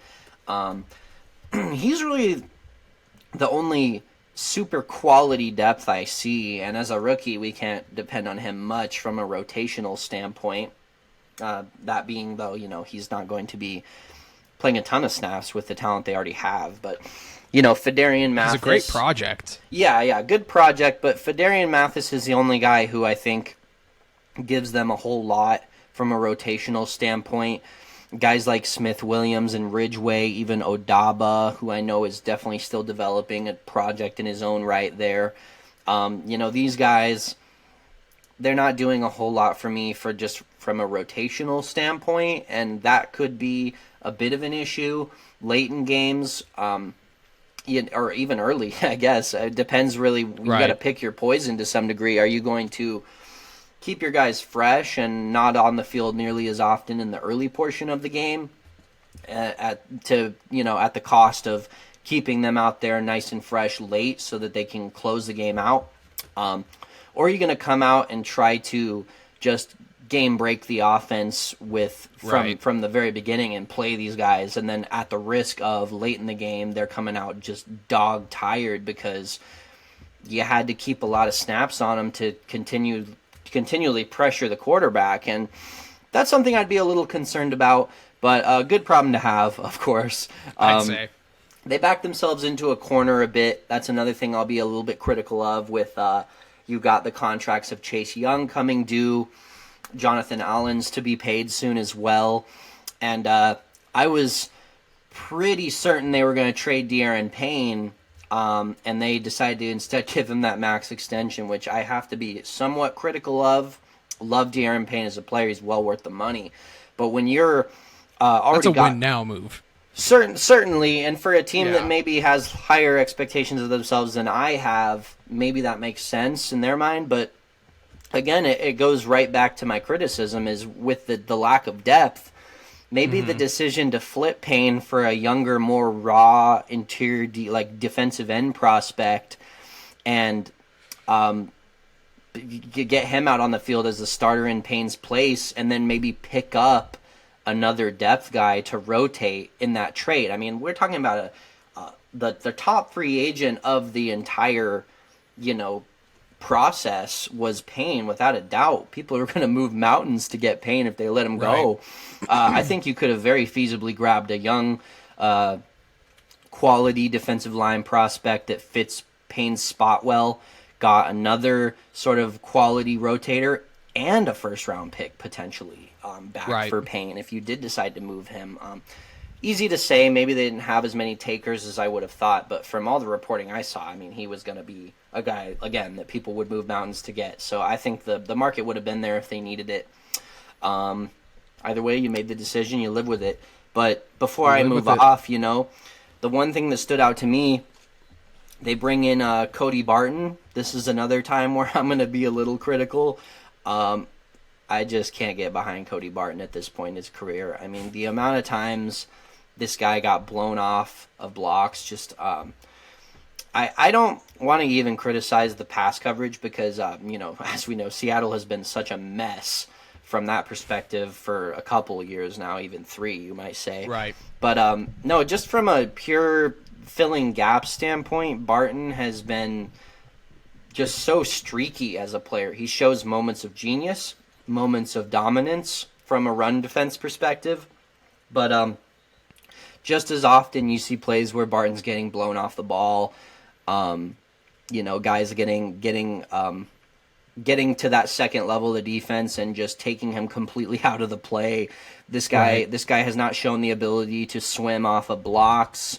And of course, you know, when you're trying to fill in for the last year, specifically the loss of Bobby Wagner on a D-line unit that wasn't getting it done at all, he wasn't going to look good to begin with, but at no point would I have even considered him anything close to a bright spot, which for a young starter with all of the physical talent you could ask for at the position to just look completely pedestrian and like I think was year 3 or 4 for him. This was the season, you know, last season was the season he needed to really elevate his play and show that he's there. And it was just the polar opposite. So even though they got him on the cheap, not a huge fan of that deal. I think the main reason they did it was because they have their own guy in Jermaine Davis who has just not worked out at all, whether it's more injury related, but even the play on the field has been underwhelming to say the least. So they're kind of working with what they can here at the linebacker position. I think this is an obvious weakness I'd point toward and certainly a concerning one. Thank goodness these guys have such a dominant D-line to play off of. That's for certain. That's true. So we are pushing time here a little bit. Do you have any parting thoughts? I think we kind of said everything. I want to say one more thing. Shout out Kendall Fuller. Yeah, Kendall Fuller's great. Kendall Fuller's a dog. I love the Jartavius Martin pick in round 2 was an absolute steal. Agreed. His fit in this secondary is perfect. He's going to be, again, the enforcer, sort of more at the safety position, though, the Deontay Banks guy to plug in with Kendall Fuller, who's been great from the nickel or even outside occasionally. But the Forbes pick got picked apart, totally understood. Imagine that this had Gonzalez on this defense. But even that being said, you know, Forbes definitely a undersized, he's not undersized. Sorry, I'm confusing him with a different prospect, but he's a good player in his own right, is what I'm trying to say. And I do expect him to be, serviceable, eventually a quality starter for them. It's just, it kind of sours in your mouth when you know it could have been Christian Gonzalez, in my opinion. Too bad the Patriots went ahead and snagged him. I mean, the whole league passed on him, honestly. Yeah, so yes, 16 teams, 15 teams. Mm-hmm. Anyway, watch the episode on the AFC East if you want to hear our takes on that. Thanks for the warning, by the way, on going over time. We don't. Yeah. We just get so excited, guys. We got to get into the nitty-gritty. Well, and the Commanders are a really interesting team, going forward, especially if Sam Howell works out. Who's to say? I'd say the floor and ceiling for this squad are as far apart as you could find in the entire NFL. I mean, they could be amazing or they could be just terrible. It's really no in between. So let's go ahead and let's move on a little bit here. Let's go ahead and talk about the Dallas Cowboys. Now, Spencer, correct me if I'm wrong, but it's another year that it's their year. Is that right? Is it their year again? It's Dallas. It's Dallas's year every year, baby. It's their year again, if I'm not mistaken. You know what it is. It's their year, if I am not mistaken, yet again. We're going to make a whole bunch of jokes at their expense, but, I mean, we're talking about squad right here with Dallas. Let's not get it twisted. I was just going to say, if there's ever been a year where it's their year, maybe? I don't know. I like this roster. I'm not going to lie to you. I like this roster a lot. Just kind of taking a look here. They finished 12-5 last season. They were 4th in points for and 5th for points against. That is a massive point differential that they were generating. And obviously, we know that Dak, in certain circumstances, he is a quarterback that can be highly, highly productive. The biggest thing to me. Actually, maybe a good place to start. We were mentioning this a little bit earlier, and you'll probably have a better take on this than I will, just because you're more familiar. Bringing in the loss of Kellen Moore brought in an opening for the offensive coordinator position. Bringing in your boy Schottenheimer. What are your thoughts on this? Yeah, that's the most important thing to talk about, in my opinion. We discussed it a little bit in the AFC West episode of all episodes, but I did say initially there was definitely in the the postseason period of interviews with Dallas. A little bit of sneak dissing going on. Once again, I'll rephrase it. Kellen Moore, I felt getting scapegoated a little bit for the issues with being on the same page, specifically between the receivers and Dak himself. Again, Right. all of these statements were coming from Dak in defense of his interceptions. And again, I would just like to point toward, that insane statement released from Dallas's media team where they were like, so matter-of-factly, like, Dak Prescott threw the game away on an interception. And I was just like, man, like, you can't just pat him just a little bit? Like, we criticize teams for, like, trying to control the narrative and run PR, but, I mean, there was none of that happening for Dak Sometimes Prescott. you just got to get spanked by Jerry Jones. That's just that's the lumps you take as a Dallas Cowboy. Certainly. And Dak deserves plenty of criticism for the decision making down the stretch. But as far as the decision making 100%. and the being on the same page with the receivers, I think everything that Dak was saying kind of pointed toward, the guy we just shipped, he was kind of caused that. Now we got a guy. We're gonna get on the page. Which is such a bad take. I think Kellen Moore is the reason that he is productive as he is. Well, and he never explicitly said that it was more, but it's just kind of the way it felt. It was like it's either that or they're pointing to McCarthy, which is another separate issue we can get into because Which I think he is on the one of the hottest seats as far as head coaches go coming into next that's season. just his entire career. McCarthy is never not on the hot seat. That's the nature of being Mike McCarthy. Is you just live on that hot seat. You just here for the action. Getting ran out by Rodgers and Dak. Imagine Dak running you out of town. Yeah, I mean, I don't even. You keep saying Rodgers ran McCarthy out of town. Like, I mean, Rodgers is an asshole. Don't get me wrong, but like, Mike McCarthy did that himself, his damn self. I mean, I'll be honest with you, folks. McCarthy to me is if not the worst head coach in the league. He's right there in the bottom 5 worst head coaches in the league. I think it's been a thing that's been proliferated constantly and talked about. Just what exactly does Mike McCarthy do for this team, right? Yeah. Kellen Moore was intimately involved with the offensive game planning, doing a ton of the play calling. I know there was all of that talk about, Mike McCarthy's taking over the play calling now. Probably a big part to do with some of those interceptions, I would guess.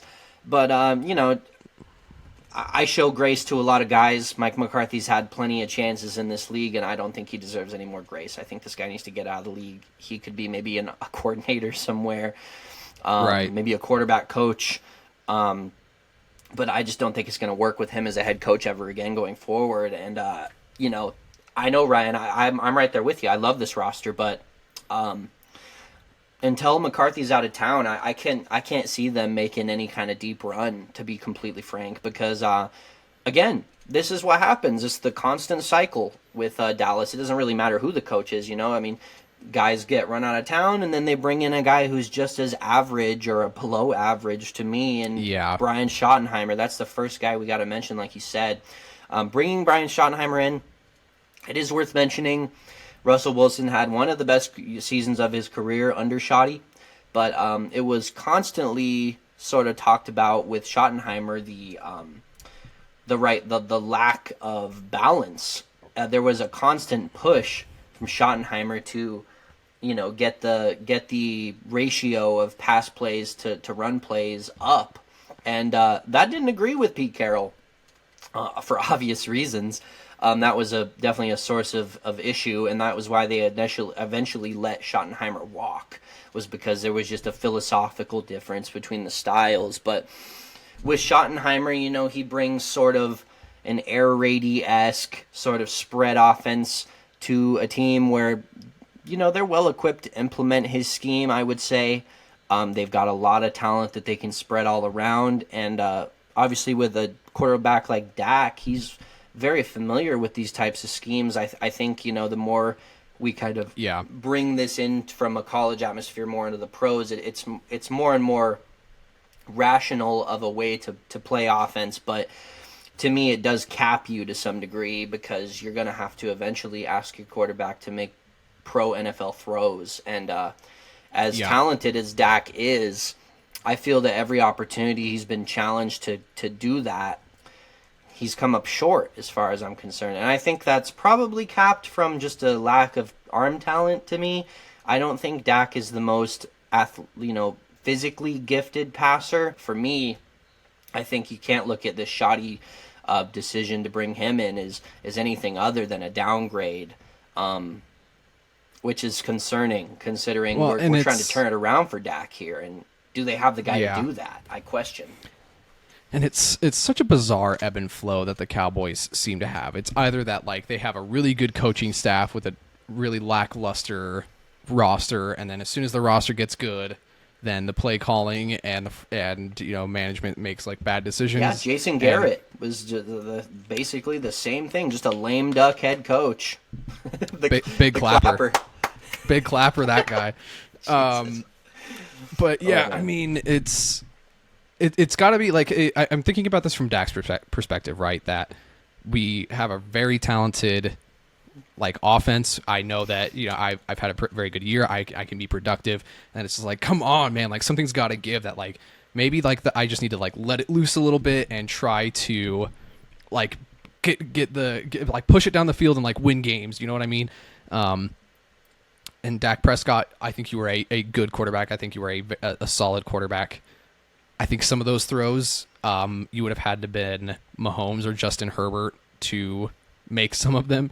But I think it's just this like sort of desperation thing, right? That I don't even think he's the best quarterback in this division, though, as much as everybody wants to constantly tweet about how that's the case. Not for me, man. I would probably agree. He is better than Kirk Cousins. You're wrong for that. No, he's better than Kirk Cousins. No. Yes, dude. 100%. The efficiency has not been anywhere close. Kirk Cousins is the essence of consistency, whereas Dak Prescott, he's so up and down, you don't know what you're getting from any year-to-year basis, in my opinion. That's a decent point. I still think, though, just arm talent-wise, I think he's far better than Kirk Cousins, but I think they're right neck and neck. They're the same arm Oh, talent. that's an insane take to The me. only thing, okay, take. Dak brings more mobility. I'll give you that. But does that make up for the lack of consistency and good decision-making that Kirk Cousins brings? Good decision-making. I mean, Kirk Cousins is somebody that I will say, you and I have had this conversation before, is that I am not a huge Kirk Cousins fan. I don't know why people are all of a sudden on the Kirk Cousins train. I don't think he's a top quarterback, but there are very few type of guys that we could call top quarterbacks in this division anyway. I mean, there might not even be one period. Really. That's what I meant. Sorry, the conference. Yeah. I think we'll get into it. I don't want to spoil, but I think Geno Smith's better than Dak Prescott too. So. Ooh, that's a hot take. Probably not far from the truth, though, the more I'm thinking about it. Yeah, I mean, we're in that weird gray area. I'll probably get hate for this. I don't really care, though. When you get into the 15 to 20 range of quarterbacks and beyond, like, it's so based on opinion. And quarterback's in a very hard position to project and make these decisions and scout. But, like, we're getting a little off topic. This is the Dallas episode, not the quarterback episode. To get a little bit back on track here, I will say on a positive note, one thing to me that really stood out from last season is that the impact of Michael Gallup early in the season being out is criminally underrepresented. They had a really, really hard time moving the ball when Michael Gallup was not on the field. And when he came back, he was a little slow getting back up to speed. But when he came back, then that's just when the numbers started to explode and got that offense to top 5 in the league as far as yards and scoring opportunities. Michael Gallup to me is one of the better wide receiver 2s in the league, and I mean just paired with CeeDee Lamb, obviously.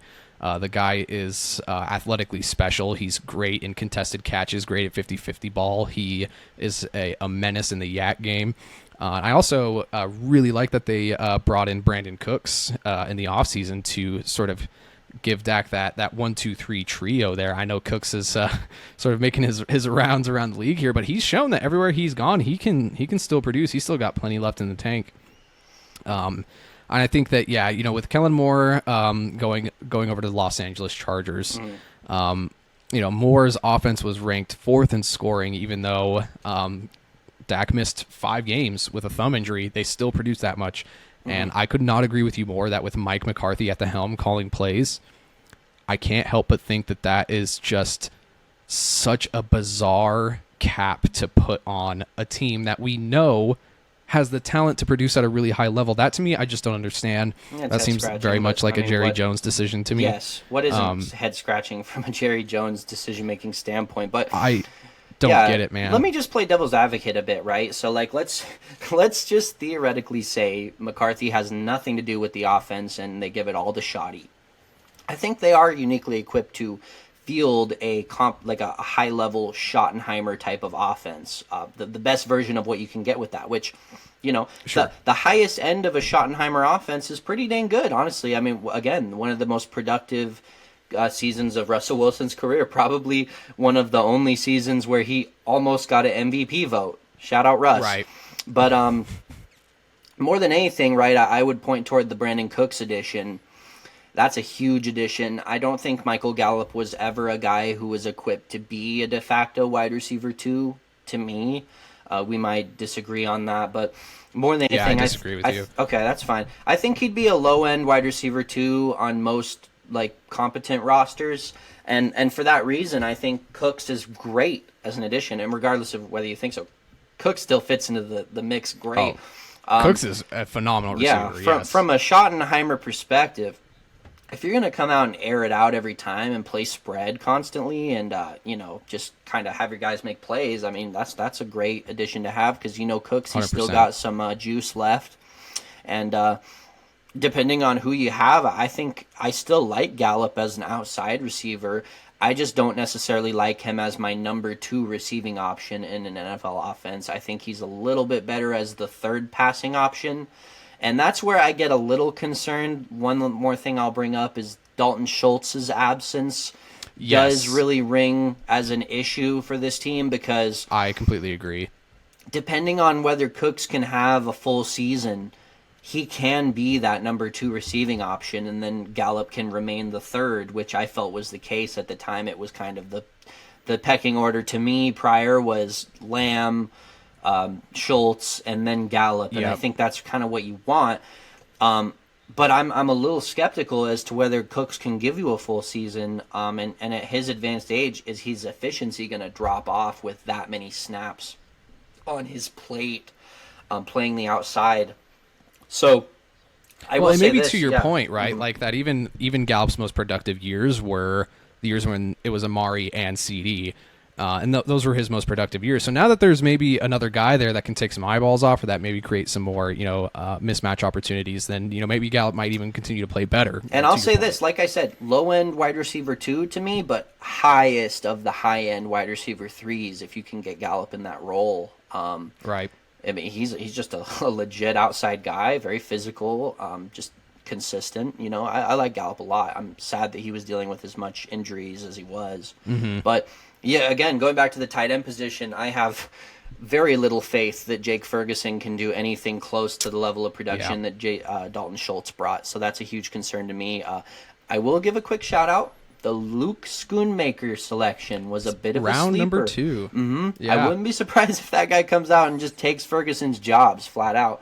I wouldn't be surprised either. Yeah, I mean, he's going to threaten. He's certainly going to be tight end 2 to me. Schoonmaker, a great all-around guy, actually very much like a Dalton Schultz in his own right. But, yeah, one thing, too, I want to go back to just real quick, backpedal a little. Where are you at with the Pollard, Deuce Vaughn running back? I know they brought in Rojo as well. Yeah. Not really feeling Rojo in a significant role. Is very likely. And this is sort of starting to become a common theme with a lot of these teams that we're talking about, right? And I think that, I think this maybe just is going to deserve its own episode in the future where we can really get down to it and talk about it. But what Pollard has done in Dallas has really set the stage for everything that we're seeing in the running back market in the NFL right now, right? We were just talking a little bit earlier about like, yeah, running backs don't really go that high anymore. People like guys like Bijan and like Saquon, they're like the anomaly now because, when Zeke, I remember when he was getting drafted, that he was like the next hottest thing since sliced bread, and he came out and he did everything that you would expect a guy like that to do, right? Oh, yeah. Like he was consistent. He scored a lot. He was explosive. He had some injury, issues, Prime Zeke, off and on. Prime Zeke was Love phenomenal. Zeke. He is exactly what you draft a guy like that for to do, right? And yet for one season where you get a guy like Tony Pollard to come in and as a backup, oh, wow, he actually is a little different look. He's a little faster. He's a little different. And he's actually, very, very good. Why pay Zeke? Why would you need to do that? Or, it's like guys like Alexander Madison with guys like Dalvin Cook. I cannot believe right now that Ezekiel Elliott and Dalvin Cook are free agents right now because of this exact thing, right? There is no need anymore to spend high capital on running back picks when you have guys like Tony Pollard, who it's not to say like Tony Pollard, when he gets a shot, should not play to this level, right? The fact that he came in last year and did what he did is phenomenal. It just goes to show that there's so much talent at these depth positions and rotational positions at running back, and it's just guys waiting for their opportunity. And the market is starting to reflect that. If you have a guy like Tony Pollard who can come in and just completely ball out, which, make no mistake, I'm very high on Tony Pollard from a fantasy perspective going into next year, whether or not what that translates to. Well, I'm so glad you bring up fantasy, because that was my next point I was going to make, is I think this is a classic example of how fantasy football totally alters and skews our perceptions of players and their role within a true NFL offense, what they're doing on the field. Right. I doubt a whole lot of people watch Tony Pollard like a hawk all season, but what you would find with Tony Pollard, if you watched, was sure he's gonna rip off a 60, 70 yard, crazy run where he like maybe breaks a tackle, jukes some guys out, and scores a touchdown. So your fantasy stats are going to look excellent. At the end of the day, you're going to end up with 20 plus. But when you look at the efficiency, like between the tackles, yeah. Well, that and just as the game progresses, when you don't have a true complement, they couldn't really rely on Zeke to give them consistent production on his carries last season. And as the game progressed, you saw Pollard's efficiency, it would drop off, first of all. And second of all, he would show on the field. The guy was exhausted. He never handled a 3-down skill set before in his career, or 3-down, carries in his career. And I don't really think Tony Pollard's built for that. So that's where, to me, Rojo comes in. I've always been a big fan of Rojo's talent. How could you not? When Rojo's cooking, man, he's cooking. He looks like Isaiah Pacheco out there, the way he runs, right? Yeah. Kind of the old school Isaiah Pacheco to me was what he was. But at this point, with his age and kind of he washed out of Tampa, it gives me pause what we could see from him. And then as far as Deuce Vaughn, I love Deuce Vaughn's talent. He was one of my absolute favorite running back prospects. Would have loved his fit in Seattle. My mouth was watering thinking about him going to Seattle. But at the end of the day, this guy is very much like Pollard. He's a pure change of pace option right now, which is good. They need a guy that can spell Pollard. I think you're going to have insane explosive plays from both of these guys, which is going to be fun to watch without a doubt. But my question is, does it work on the field? Because right now, I look at the roster, I do not see a goal line package between the tackles type of runner really here. We know Pollard can do some of that. He's just a great running back all around. But yeah, I think for a team that needs a potent rotation, they don't really have that, in my opinion, which could be concerning. Considering how many years they've relied on Zeke to be a factor for them. Now that's not going to be the case. He could still get brought just back, a consistent, but he's inefficient. He's just not the same guy. Yeah, 100%. I mean, Prime Zeke was a guy that just like from an efficiency standpoint, right? Like the Zeke highlights, there's certainly like I think there's one screen that he took down the field at one point, but a lot of where his efficiency came from was just his one cut explosiveness. Like he could just run up the gut and just make one more cut in the secondary, and he was gone, and that was that. Defenders with him if he didn't get free. He was strong, powerful. He had great running downhill speed. Nobody on this roster has that. Nobody brings exactly. That. Yeah, to me, it's an interesting point that you bring up that I hadn't really considered before. That just their change of pace guys maybe aren't enough changing of pace. Does that make sense?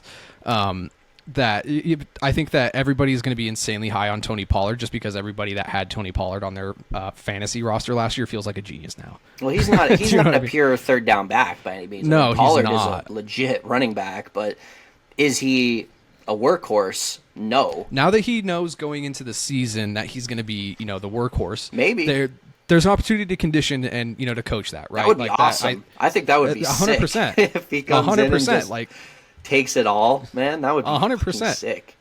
I completely agree, and maybe that's like their train of thought, right? And it's like just this whole thing with the running back market that, like, yeah, I think Pollard's got plenty of talent that he can be the guy if we coach him up and get him conditioned that he can be the third down workhorse at a third of the price. Conditioning Why can not? be Why would you coached? There's no doubt about that. 100%. Did you have any? We've gone a long time on Dallas for the offense, but did you want to just say anything about the offensive line really quick because?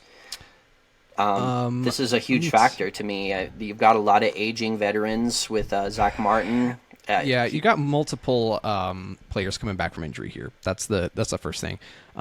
Even if the idea of getting hurt, as far as Tyron Smith goes, I think that's just going to be an expectation at this point, which is sad to say. He's probably going to miss some time. But the Dallas line began last season I think that they're still going to be, a top 10 line in the league, barring injury. But I'm sure injury is going to cause that to slip. But the talent that is there is high. You still have Zach Martin there. He's arguably the best guard in the NFL. He's up there with guys like Quentin Nelson. When he's playing.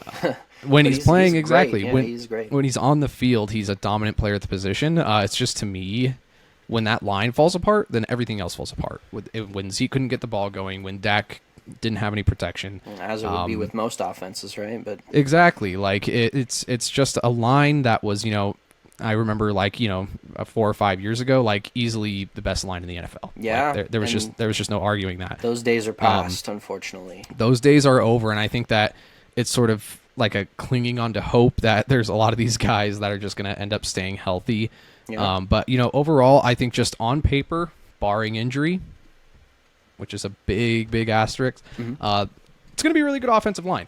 So I think, just looking at the depth here is going to be important. I think so too. I think the most important thing to mention too is, is as much as these some of these veterans are advancing in age and maybe dropping off in level of play, more so with Tyron Smith, obviously, but he's still going to be like, he's just Tyron Smith. He's going to be solid, but and then Zach Martin, who knows how much left we have of him, but that's the type of player, as long as he's on the field, he's going to be Pro Bowl level guy.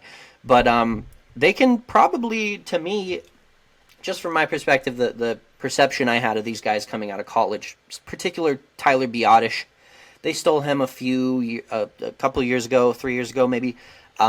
Pretty late round selection, but he was a guy I really liked at center. I would expect to see him as this late portion in his career. He's going to take a step forward to me. I don't know if he'll be a Pro Bowl level guy, but I think he's going to become an above average starter for them at center, without a doubt. I'd bet on it. And same thing with Terrence Steele. He's still very young, but put together, I think he was the guy they had to kind of throw in last minute after the injuries, and he kind of played well, performed above expectations. So that's great to see that out of him. Now you have something in him. They're going to lean on him as the starter this year at right tackle. I think he could take a step forward as well. So I'm right there with you, Ryan. I think they have some good things going for them on the line. Yeah, let's so we are pushing time a little bit on the Cowboys already. Let's shift to the let's talk defense here a little bit. To to me, a very, very exciting defense. They ranked 12th in points allowed, and they had some interesting key additions through the offseason. Firstly being Stephon Gilmore. We can get a little bit into this. I'm not quite sure what to make of Stephon Gilmore's game at this point.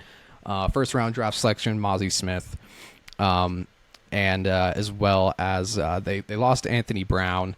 But this is a defense that ranked top 10 in both third down defense and red zone touchdowns. Yeah. Very similar to the Commanders' defense, actually, if you think about it. As well, they were great at turning the ball over. They had 16 interceptions last year. Dallas led the NFL with 33 takeaways in the regular season and tallied 54 sacks. So this is a team that can just completely game wreck on every level of the ball, it seems, when they're all firing on all cylinders. The one area where they really had some area where they needed some improvement was in stopping the run. 22nd in rushing yards allowed and 17th in yards per rush allowed at 4.4. Mm-hmm. So the teams are very good at running the ball against Dallas. So I think that's one of the reasons that they took Mozzie Smith in the first round, right? Like that big body D tackle, he can stop gap. He's going to be a very important piece for stopping the run. He's already listed as... Don't undersell it, man. Mozzie Smith was the best run defender in this draft. 100%. Love the decision to bring him in, considering the deficiency, considering the need. They didn't really have any legit... DT1. Yeah, 100%. Yeah, already DT1. They were starting Neville Gallimore last year, weren't they? I mean, that's yes, as plushy as it gets for interior line play. So, I mean, yeah, immediate upgrade, day one starter and contributor. Like that selection a lot. I think that they should be getting, a slight upgrade at cornerback too with trading for Stephon Gilmore, replacing the departure of Anthony Brown. But I think to me, where they're just going to continue to get better is that they have Dan Quinn calling the defense, which is he's clearly turned this defense into a unit. You have three really key pieces here with Micah Parsons, who probably should have won Defensive Player of the Year in my opinion. Or did he? I don't think he did, right? No. We can cut this. Wait. Who won Defensive Player of the Year last year? I thought it was Nick Bosa. I think you're right. Yeah. He was the obvious runner-up. We don't have to cut this. That's okay. I don't pay that much attention to awards either. But yeah, he should have won Defensive Player of the Year in my opinion. And that you also have DeMarcus Lawrence on the D line as well, and then you have Trayvon Diggs, who to me is such an interesting. He's an interesting player. Obviously, he's very, very good at what he is good at. I don't see any reason why they should be worse defensively. If anything, with drafting Mozzie Smith as the, like you said, best run defender in the draft, they've just made some additions that's going to make this group even better. To me, this is going to be a strength that they can lean on, and I think that's where their high point differential comes from, right? Is that they had an offense that was very efficient when it was on the field, and because their defense turned the ball over a lot, it was on the field a lot. Sure. Did you mean because their offense turned the ball over a lot? No, because the defense turned the ball over a lot. Oh, they were able to accrue a lot of... Okay. To get the ball back into the offense's hand. Yep. Gotcha. Yep. Okay. Sorry. I was getting a little mixed messaging where you were at with Stephon Gilmore. So are you in on him or no? Yeah, to me, I think Stephon Gilmore, maybe 4 years ago, like best corner in the league. When he went... he was DPOY himself. Yes, he was DPOY himself. I think that little experiment out there in Indianapolis kind of showed that maybe his age is catching up with him a little bit. He's still going to be good. He's still going to be an upgrade over Anthony Brown. But to me, I don't know if he's going to be like as that top level corner talent. He's going to be incredibly solid. But I'm just questioning whether or not he's going to be able to like perform at that level again. But I don't think that's why they brought him in. I think that they brought him in, for a guy like Trayvon Diggs, right, where he's incredibly good at being aggressive at the point of attack and at the side of the catch, right, and getting picks. But where he needs to improve is his technique and his methodology, right? And if you bring a guy like Stephon Gilmore in to be a leader and a veteran to a guy like Trayvon Diggs, that can develop Trayvon Diggs into something special. Yeah, 100%. I'm a little more optimistic than you about Gilmore, more so because, I would argue The Colts defense was just absolutely anemic last year. Yeah. Just a shell of their former selves. They had so much going for them in those glory days of like Shaq Leonard's breakout and Kenny Moore turning the ball over for them a ton. So I was optimistic with him coming into the Colts team, but obviously they weren't themselves. And to me now, you look at Gilmore, just the fact that he was able to stand out at times in Indy, to me, I think there were more bright spots with Gilmore where he showed he's still that guy. He was in a horrible situation to where he wasn't going to like blow you away in any regard. But now I would say it's pretty obvious the pressure's completely off Gilmore at this point. They do expect impact from him, but like Cooks on the offensive side of the ball, I feel like I love this addition because, like you said, they already had a solid starter in, excuse me, I lost the name. You just said it. Anthony Brown. Trayvon Diggs? Anthony Brown, yeah. Thank you. Anthony Brown, a solid guy. I think, like what you're saying, if Gilmore regressed into, like, no longer the elite version of himself, I think Brown could easily just keep the job because Brown's a quality starter in his own right. I liken him very much to, like, the Gallup of the defense for them, Like, he's probably best served as a very above-average third corner, maybe in that nickel spot or just rotating. Are you talking about Brown? Yes. Oh, he's no longer on the team, yeah. Okay, fair enough. Yeah. Fair enough. No, they I think they traded him or they just released him. Okay, well, regardless, that's fine. Yeah, I was gonna say I wasn't. That's why I couldn't find his name because I wasn't seeing it. But maybe I wasn't clear enough about that. That point aside, like what I'm saying is that Gilmore is to me an upgrade from Brown, like you're saying, and similar to the Cooks Gallup situation, Brown would have been better served as your third corner to me. Whereas, like, Cooks comes in and he's the legit wide receiver too, and that's what I think Gilmore is, just to an umph degree, because Trayvon Diggs is a special talent.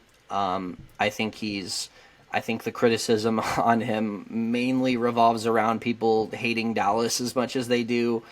I liken it so much to the Woolen thing. I mean, because Sauce took the DROY over Woolen. Now Woolen gets a ton of hate, because, like, I think it's a different style of game when you play a bail technique more.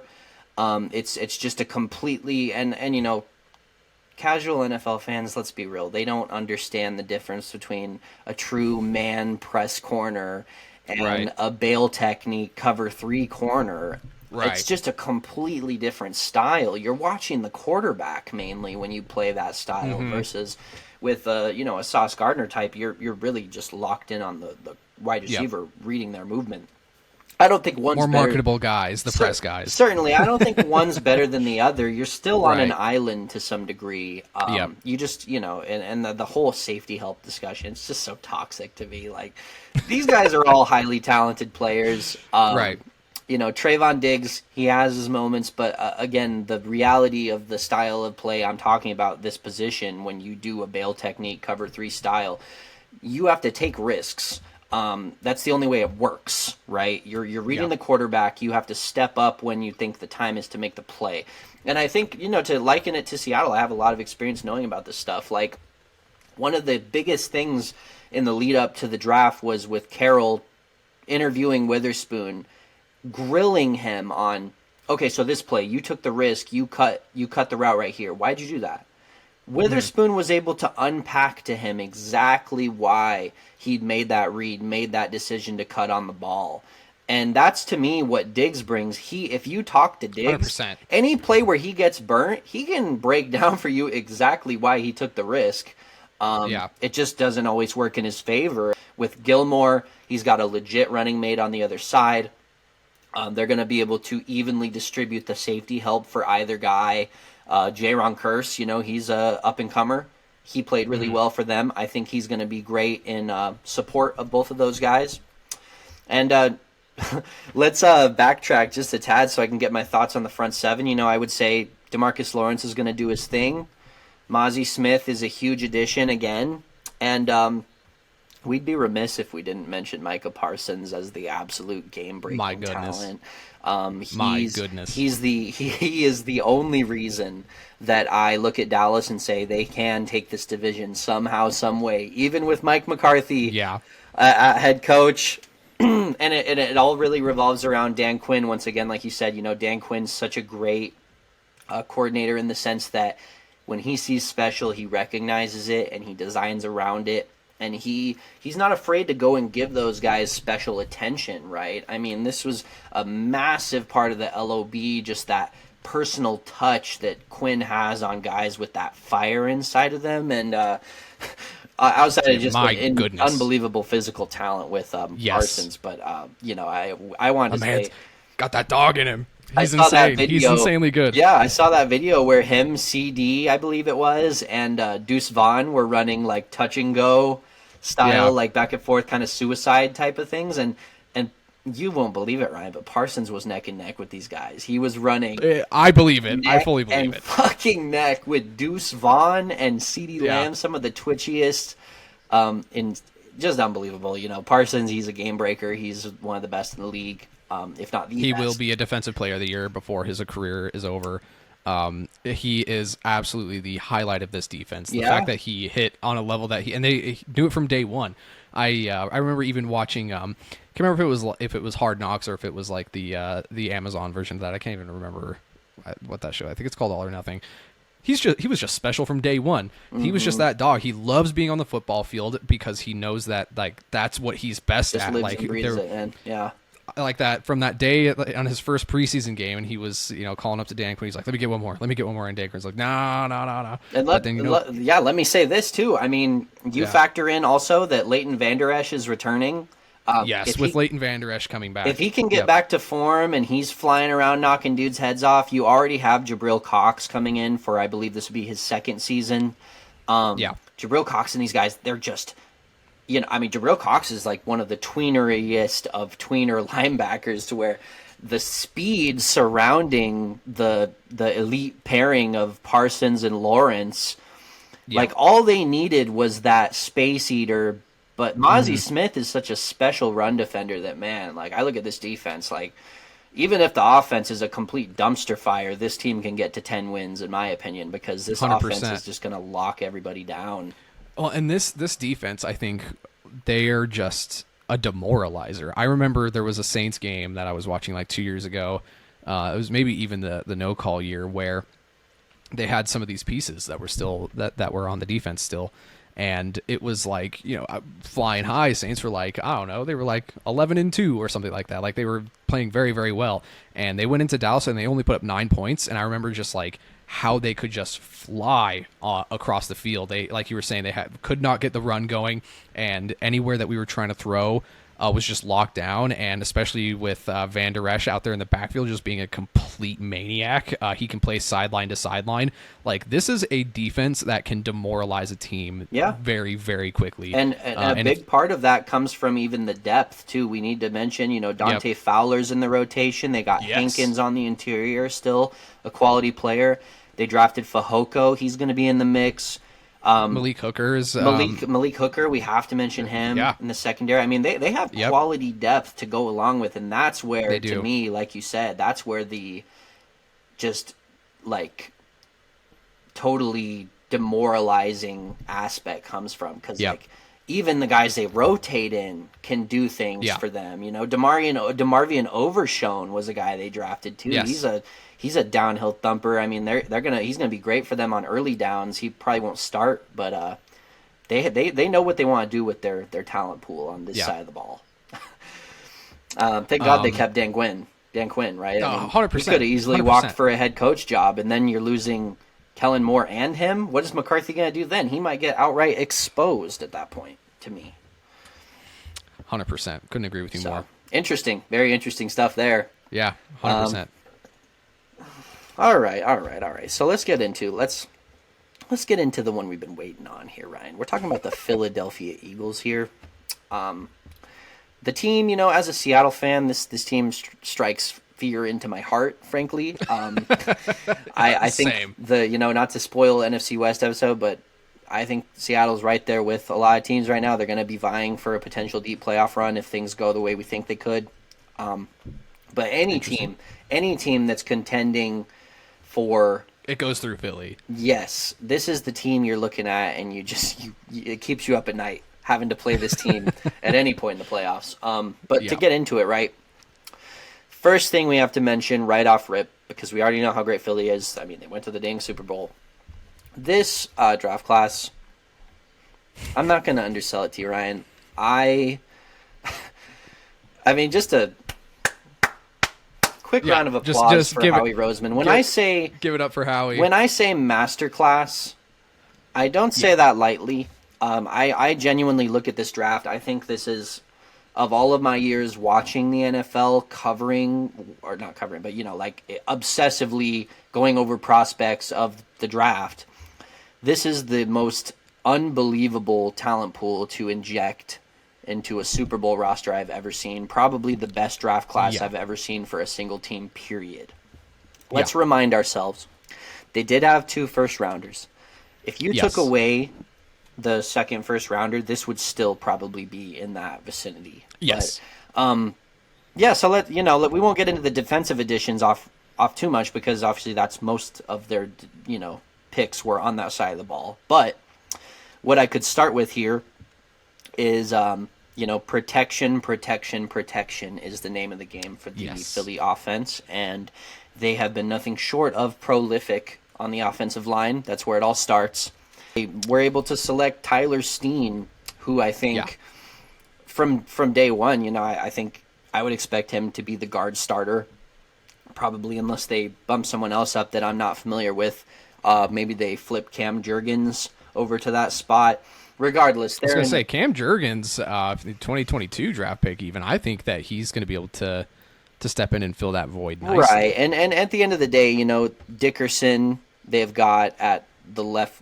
He's going to be locked into the guard spot on either side, whichever they decide. And then Cam Jurgens was really more the sort of heir apparent to Jason Kelce, most people thought, but he's obviously just talented enough to where you could play him at guard. At the end of the day, though, Tyler Steen, very, very underrated prospect. He was one of those guys that slipped under the radar with such a strong first round for the tackle position. But Jurgens, either way you like that, because the surrounding talent, Dickerson is an all-pro level guy when he plays. The health concerns have not translated to the pros quite as much as people would have expected. He was a big injury risk people felt. But Philly went ahead and grabbed him, and they've been able to make it work with him, and he has shown out when he's out there. And then, of course, they're bringing back Kelce. That's huge, of course. This guy's a Hall of Famer, bona fide, not even a debate. Yep.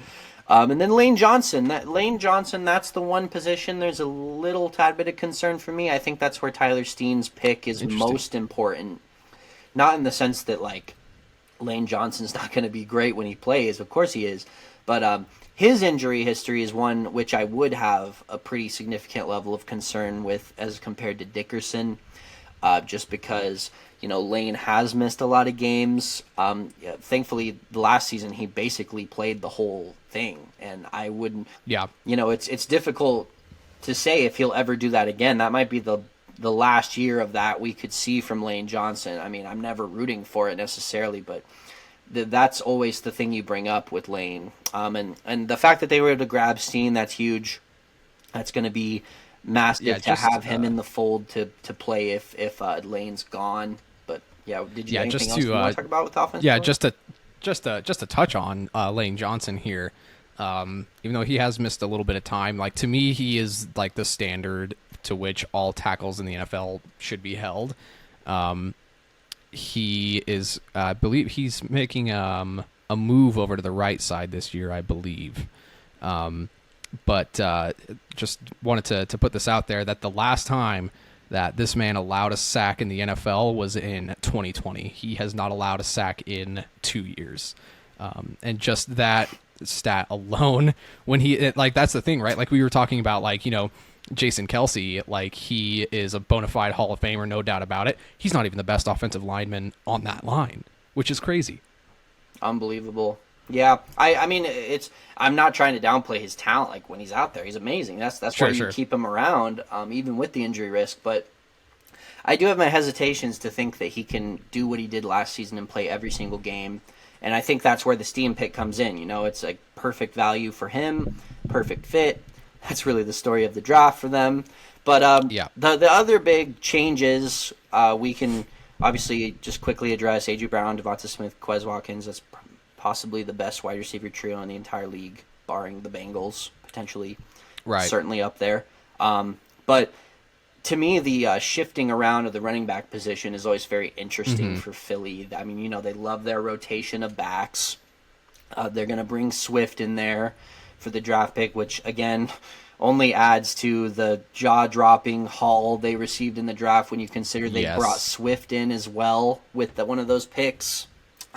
Just astonishing. But, yeah, you know, Gainwell is a guy I'm really excited for coming into, I believe would be his third season here.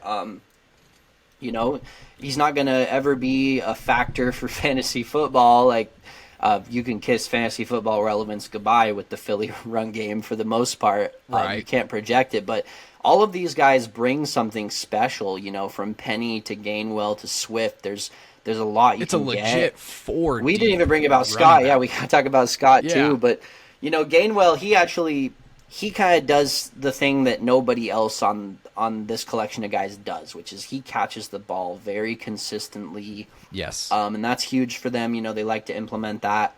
They're kind of relying on Penny and Swift to be that stable of runners to hopefully maybe keep each other fresh.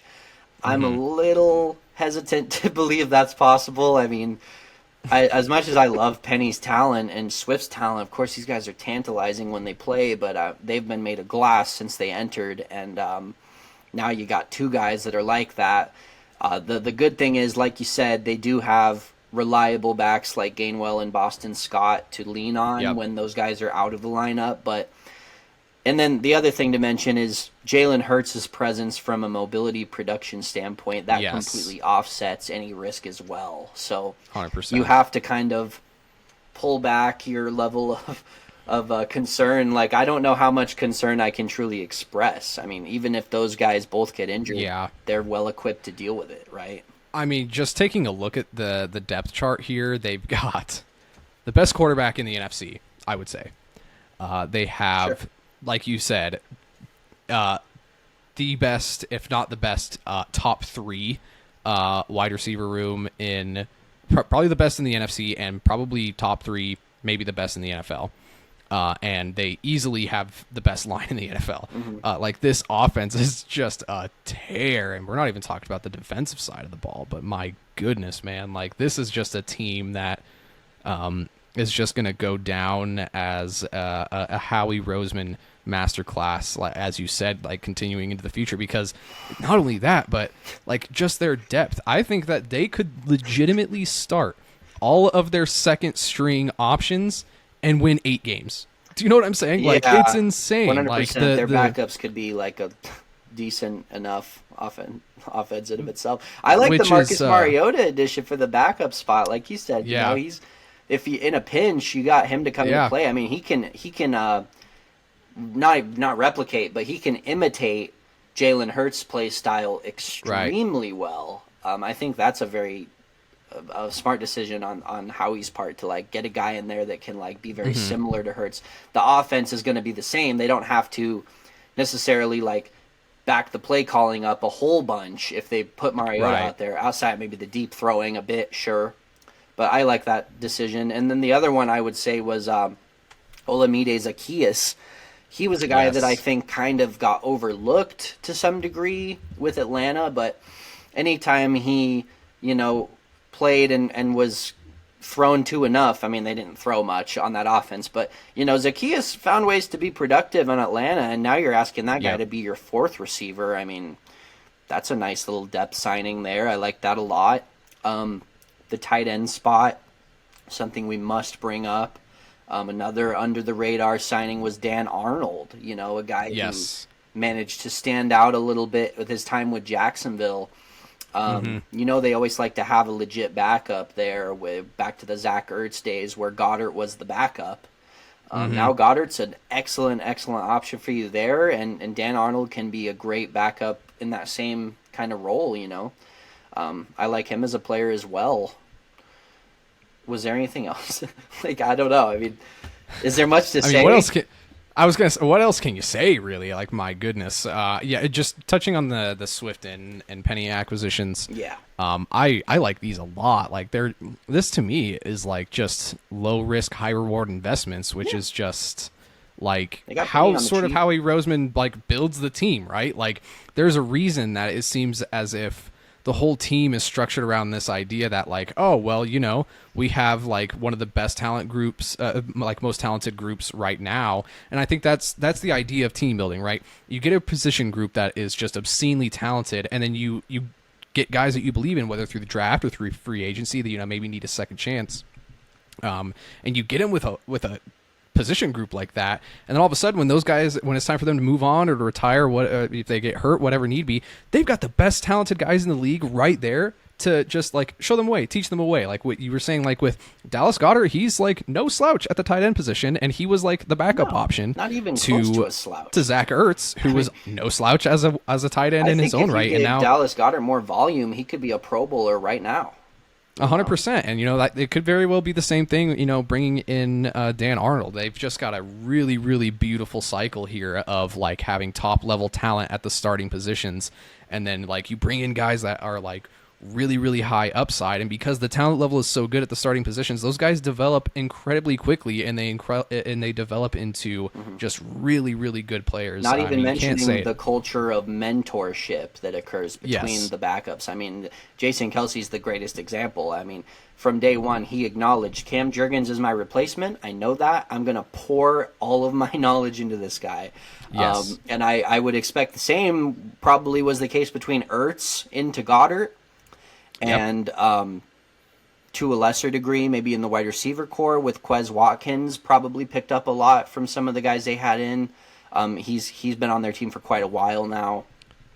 But the only big question mark to me is that Shane Steichen is no longer the OC over there. They are moving on as Steichen has moved on, bringing in their former quarterback coach Brian Johnson, who will be their offensive coordinator now. To me, that's the only question mark, but I mean, my God, if you can't get it done with this level of talent, then do you really deserve to be a coordinator? Probably not. There'll be fair. People that'll be. And I think a large part, one of the things that stood out to me with Philly last year was they were so good at altering the game plan based on the opposition. I'm not going to sit here and pretend to know who was instrumental in the game planning first and foremost, but you have to imagine the head coach has a large part to do with that, and they're not losing him. But that was one of the things that stood out to me with Philly, right, is if you came out and you were playing a team that was weak against the run, then they would just completely reimagine the offense as we're going to deploy Hurts very, very heavily in the scramble designed run role, and we're going to just pound the ball with our stable of running backs. And then if it was the opposite, they faced a team that was, cushy or mushy in the secondary, then they'd let it go on you, and they would send it downfield to Brown and Smith, who more often than not were able to produce. Yeah. So. And I think it too, like, just to talk about how Hurts is so instrumental in that, because he is one of the most versatile, like, just quarterbacks in the NFL. Yeah. I mean, you just got to love his story, right? Like getting benched at halftime in that national championship game, which is now why Tua is in the NFL doing his thing. Then he just transfers over to Oklahoma, wins himself a Heisman, and now he is one of the premier quarterbacks in the NFL and one of the most versatile, great in the run game. He's got a great arm. And perhaps most importantly, this offseason, we need to point out that they did lock him up at quarterback. They got him on a 5-year, $255 million contract extension, which, color me crazy, that's kind of a bargain. I love the idea of getting him on that deal prior to the Burrow deal, prior to the upcoming Herbert deal. I think that this is a really, really good time to get him locked in on it. Like, I think 2 or 3 years from now, when we see that Burrow deal or the Herbert deal come through, we're going to look at the Eagles yet again in retrospect and be like, God damn, how do they have the best quarterback in the NFC for $255 million over 5 years? Well, which is just, it's crazy. Yeah, 100%. And this is a perfect transition point to get to the defense, because what I will say is, you feel really, really good about giving that contract to Hurts when you saw him play the way he did in the Super Bowl. I mean, just showed the fuck 4 out. touchdowns. Yeah, unbelievable. It was no fault of Jalen Hurts that they No. were able to they weren't able to get the victory in that game. But what I will say is, again, on top of that, you have no hesitation to give him that contract, because you know in this following draft class you have the luxury of 2 first rounders, one of which was 9th overall. Well, not 9th. They started with 10th, but they trade up to 9, right? Right. And the fact that you have a top 10 selection after a Super Bowl appearance is just unheard of. Yes. But it puts you in a unique position to where, getting to the defense, you have these franchise cornerstones existing on your defensive line. Guys who are almost impossible to replace in normal circumstances for a team that's this successful. Fletcher Cox being the one that is the most important to mention here, because yes, you find yourself in the unbelievably convenient position to turn around and trade barely anything to move up a single spot and take, no exaggeration here, the most generational interior D-line prospect we've seen over the last probably 15 years. Jalen Carter, that's not an exaggeration. This guy is the bad man himself. He was the driving force behind what was an insanely deep Georgia defense that has found themselves on Philly's roster. A majority of those guys have found themselves here on this roster. But that aside, right, it was all made possible to me by the game-changing talent that is Jalen Carter. I mean, you have to account for this guy. And again, to go back to, you get Hurts locked in, you bring Carter in, and on top of that, the other franchise cornerstone in Brandon Graham, you get his obvious replacement mirror image in Nolan Smith to play behind him at the edge. Yes. Not only that. I mean, how did they keep getting away with it, Ryan? How? I could not tell you. Not only did they get Nolan Smith in the first round as well, but they got him at 30th overall. We're talking about 2 top 10. We're talking about 2 top 10 players that they got in the first round, and the league just let it happen. It's their fault. Outside of Trayvon Walker, this is the other premier talent that was driving the Georgia defense to just historical, production and historical championship appearances. I mean, I'm at a loss for words, to be honest. I don't know how the league allows Nolan Smith to slide to 30 to go to this team when they already added Jalen Carter. That felt like the final knife in my gut. And even looking at then, this depth chart, yes, like you have here at the strong side linebacker, you have Hassan Reddick in your strong side linebacker. Yeah. The guy at strong side linebacker 2 is now Nolan Smith. Dog. See, that's really what I meant to say. I mixed up my words. Yeah. Like Graham is the franchise cornerstone. Let's not get it twisted. Right. But what I will say is that, like, if you want to talk about mirror image, what I was saying earlier, I mean, Nolan Smith and Hassan Reddick are like, they're just the same player at different stages of their career to me. Like, Hassan Reddick is one of my favorite players to talk about in the NFL, hands down.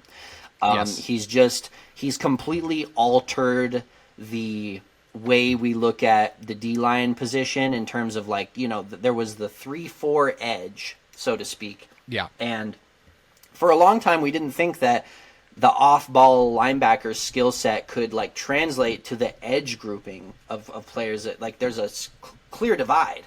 But Hassan Reddick was one of the first players to me to, like, successfully blur the lines of that, because, again, the Cardinals deployed him as that, strictly an off-ball linebacker for a majority of his time in Arizona. And he still, at that point, managed to be a plus player, flashed a ton with them, had his moments. but again, it wasn't quite the correct deployment of Hassan Reddick. And now, of course, he goes to Philly, a team that knows exactly how to use a guy with his skill set and Yes. leads the. Did he not lead the league in sacks?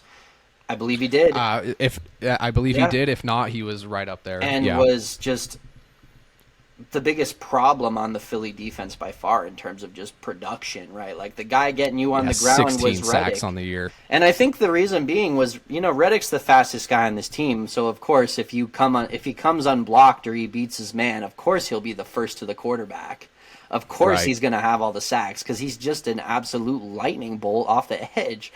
Yes. And now they have a younger version of him in Nolan Smith with Hassan Reddick there to tutor and mentor him to become that. That's the story of the Eagles, How do they man. keep and getting I'm away telling with you, it?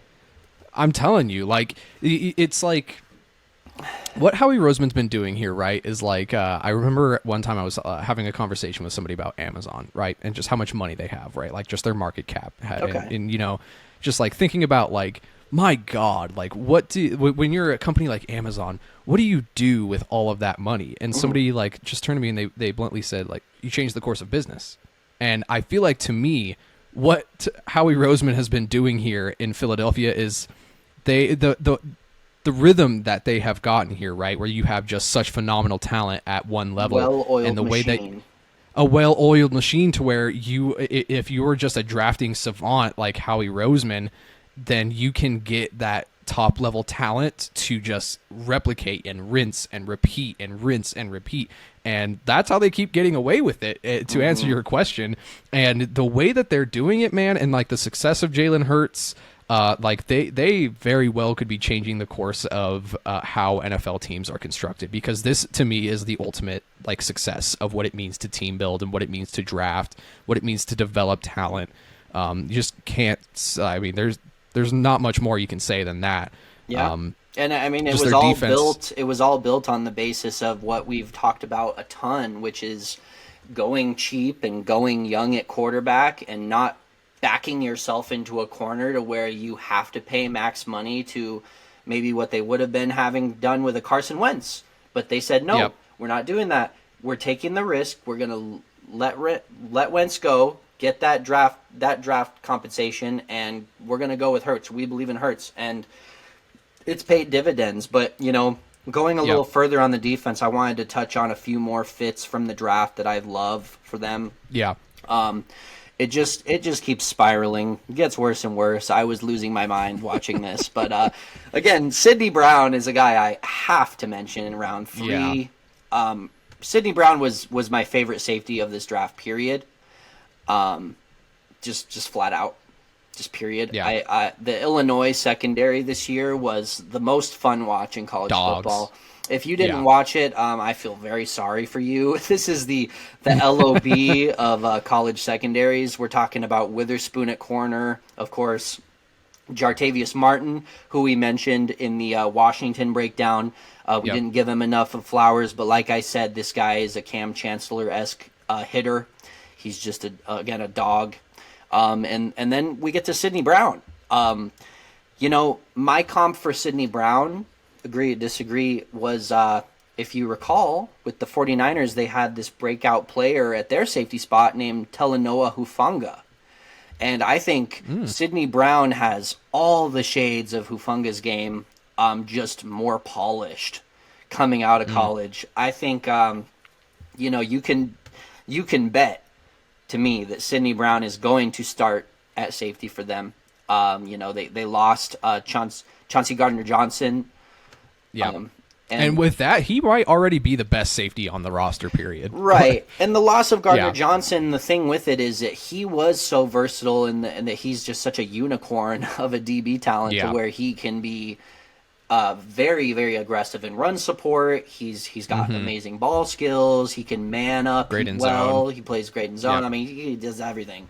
And to me, it was amazing to see them select a player in round 3 who I think can come in and give you, maybe just 80% of what CJ gave you last year. Potentially, that's the ceiling. That's the ceiling. The floor is probably 70% to me, just because of we're talking about such a amazing all around talent in Sidney Brown. But even better ball skills to me coming out. I mean, Sidney Brown can take the ball away. He has some amazing highlight interceptions on his resume. He's a great secure tackler. Just a sideline to sideline talent in round 3. So, and then if that wasn't insult to injury enough, we go right over to Keely Ringo in round 4, who inexplicably fell himself. Somewhat in the same mold. He played outside corner for Georgia. Again, just another Georgia defender, but he is 100% projecting to a safety role as well. To be completely honest with you, Ryan, I wouldn't be surprised to see Keely Ringo and Sidney Brown starting across from each other together at the strong safety and free safety spot. We're talking about interchangeable Vic Fangio-esque cornerback talent between these guys that can really do a little bit of everything together. And that's terrifying in its own right. I mean, already even on the depth chart right now with, James Bradbury and bringing in Terrell Edmonds and Darius Slay just remaining a staple there on the playing right corner. Like, my God. Yeah, this team Edmonds is something I thought about. Like, he's a good player in his own right. Maybe he starts, but I don't know, man. I just think that Keely and Sidney are both too talented to be kept off the field this early.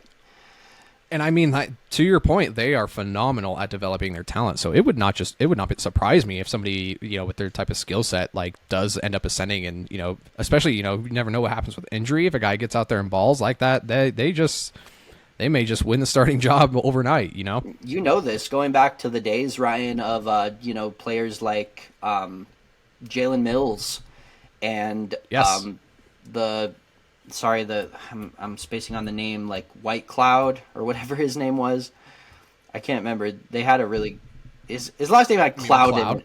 McLeod. Thank you. McLeod. Yeah. Yes. Yeah. Ray McLeod or whatever. Yeah. They have a long history of rotating these guys into all different weird kind of nickel roles and box safety roles and over the top type of roles and even corner at times. So it doesn't veer far off of kind of the course for them to some degree. We didn't even mention Avante Maddox, who I think is probably locked into either the nickel hybrid safety role himself to some degree. But I don't know. Maybe Ringo has some developing to do, but I believe in him a lot as well. I mean, you can't say enough. I mean, perhaps something that we need to mention as well. There's another question mark to me as far as the coordinating comes here, is that there's actually the former Seahawks assistant, Sean Desai, is up to the task of replacing Jonathan Gannon as defensive coordinator. Gannon has moved on. I'm not sure if did he get a head coaching job or is he just coordinating somewhere else? Gannon did receive a head coaching job, and if you wouldn't mind me chiming in on this, because I am so intimately involved with the knowledge of what Sean Desai is. Okay, to me, this is addition by subtraction.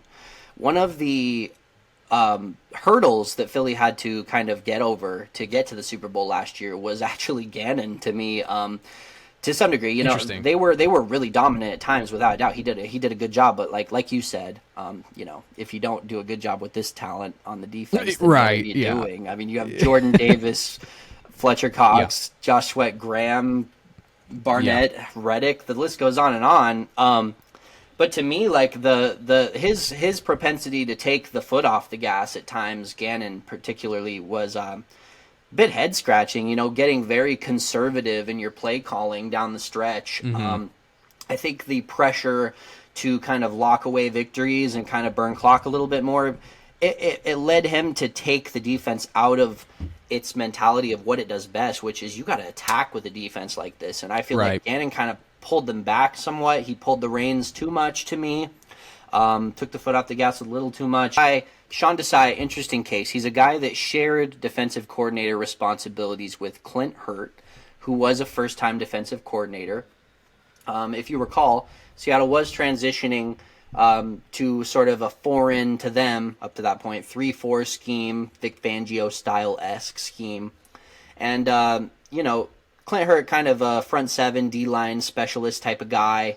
Whereas Desai, he's a secondary specialist, which I think is tremendously interesting when you consider he's going to be coming in and, again, like we said, coaching up these young DBs that they'll be relying on in the safety spots now that they've moved on from Gardner Johnson.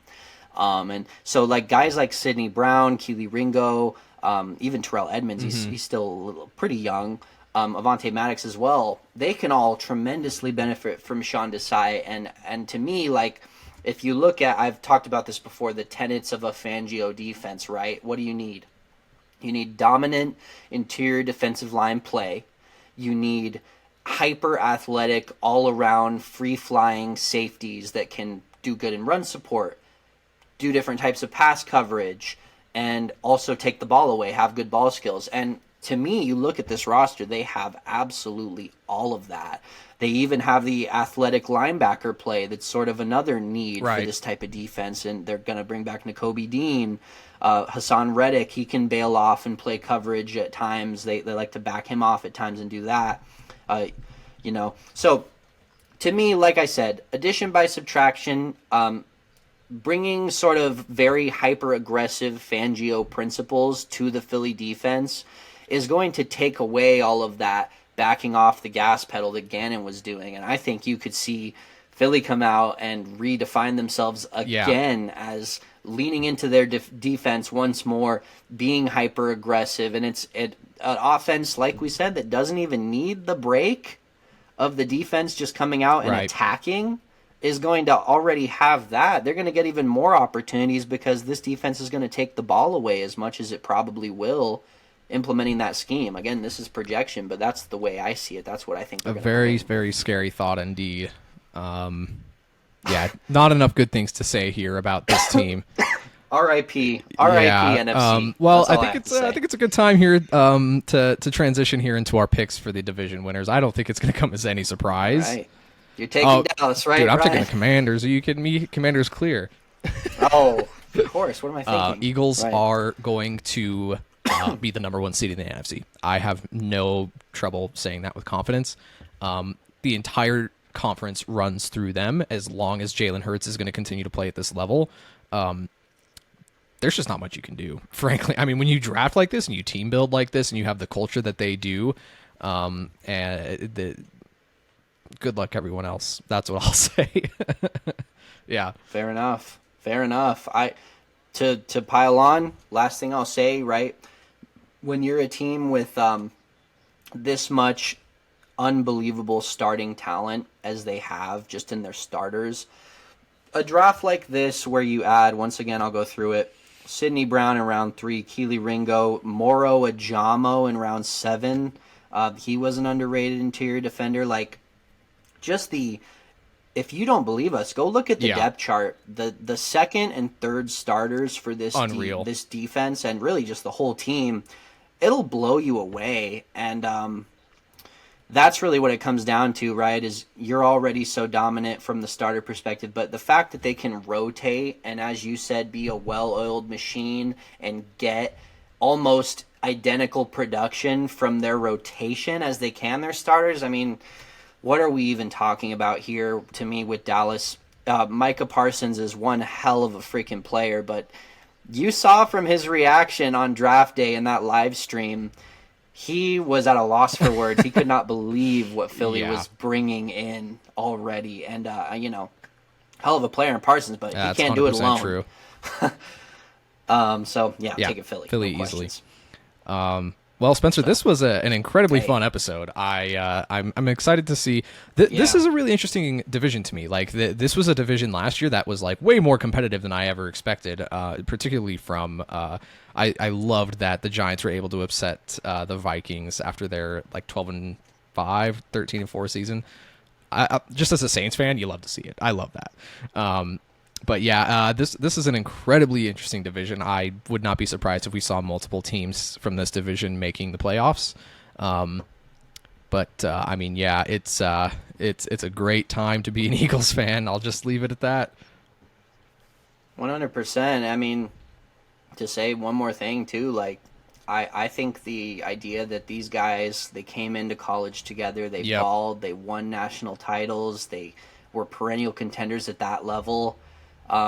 What a story, man, to see these guys all just coalesce together on another pro roster. Like, as much as you, as an NFC fan, you got to be bitter to some degree. I mean, Yeah, I know I am, certainly. but at the same time, like, it's really cool to see these guys live their dreams and stick together, and like these guys will be friends for the rest of their lives, and like that's Easy really team to me, root for. In closing, that's what football is all about, Yeah. right? Is it brings people together and creates memories that will last a lifetime, and that's really the stuff that just sends a chill down my spine. It's what got me interested in football. It's why I love this sport. Yeah, I couldn't have. Again, man, it's been a pleasure, man. I love doing agree this more, with friend. you, and I can't wait to get into NFC West, man. We're gonna end Seahawks this, Day, baby. Yeah. end this series Yeah. with a bang, man. I'm just way too hyped for it. Can't Everybody, wait, I man. just want to say thank you for showing some love to our channel. Had some, doing pretty well, and glad to see that we've had some engagement. And I just I want to say real quick to the Seahawks gentleman that keeps continuing to shout us out on his stream. Yeah, Hawks the Hawks Nest. Nest. You are Everybody, please go check out the he Hawks is a Nest. real one. Can't Real thank one, you enough for and that. the Yeah. community. Yes, the community that this guy fosters. I don't care what fan you are of what team. The energy is just awesome in there. It's so accepting. It's all about love, and the fact that we're such a small channel trying to get our start. For the Hawks Nest, Brandon over there to give us the shouts outs that he's been doing. I mean, hats off to him. He's just a Can't hell thank of a him guy, enough for and we that. appreciate That's you incredible. so much, man. Thank you. Everybody, please like and subscribe. Follow us on all of our socials. Spencer, this was a joy as usual. Looking forward to the NFC West next week. I hope you have a great rest of your week, and we will talk soon, my friend. We out. Bye bye.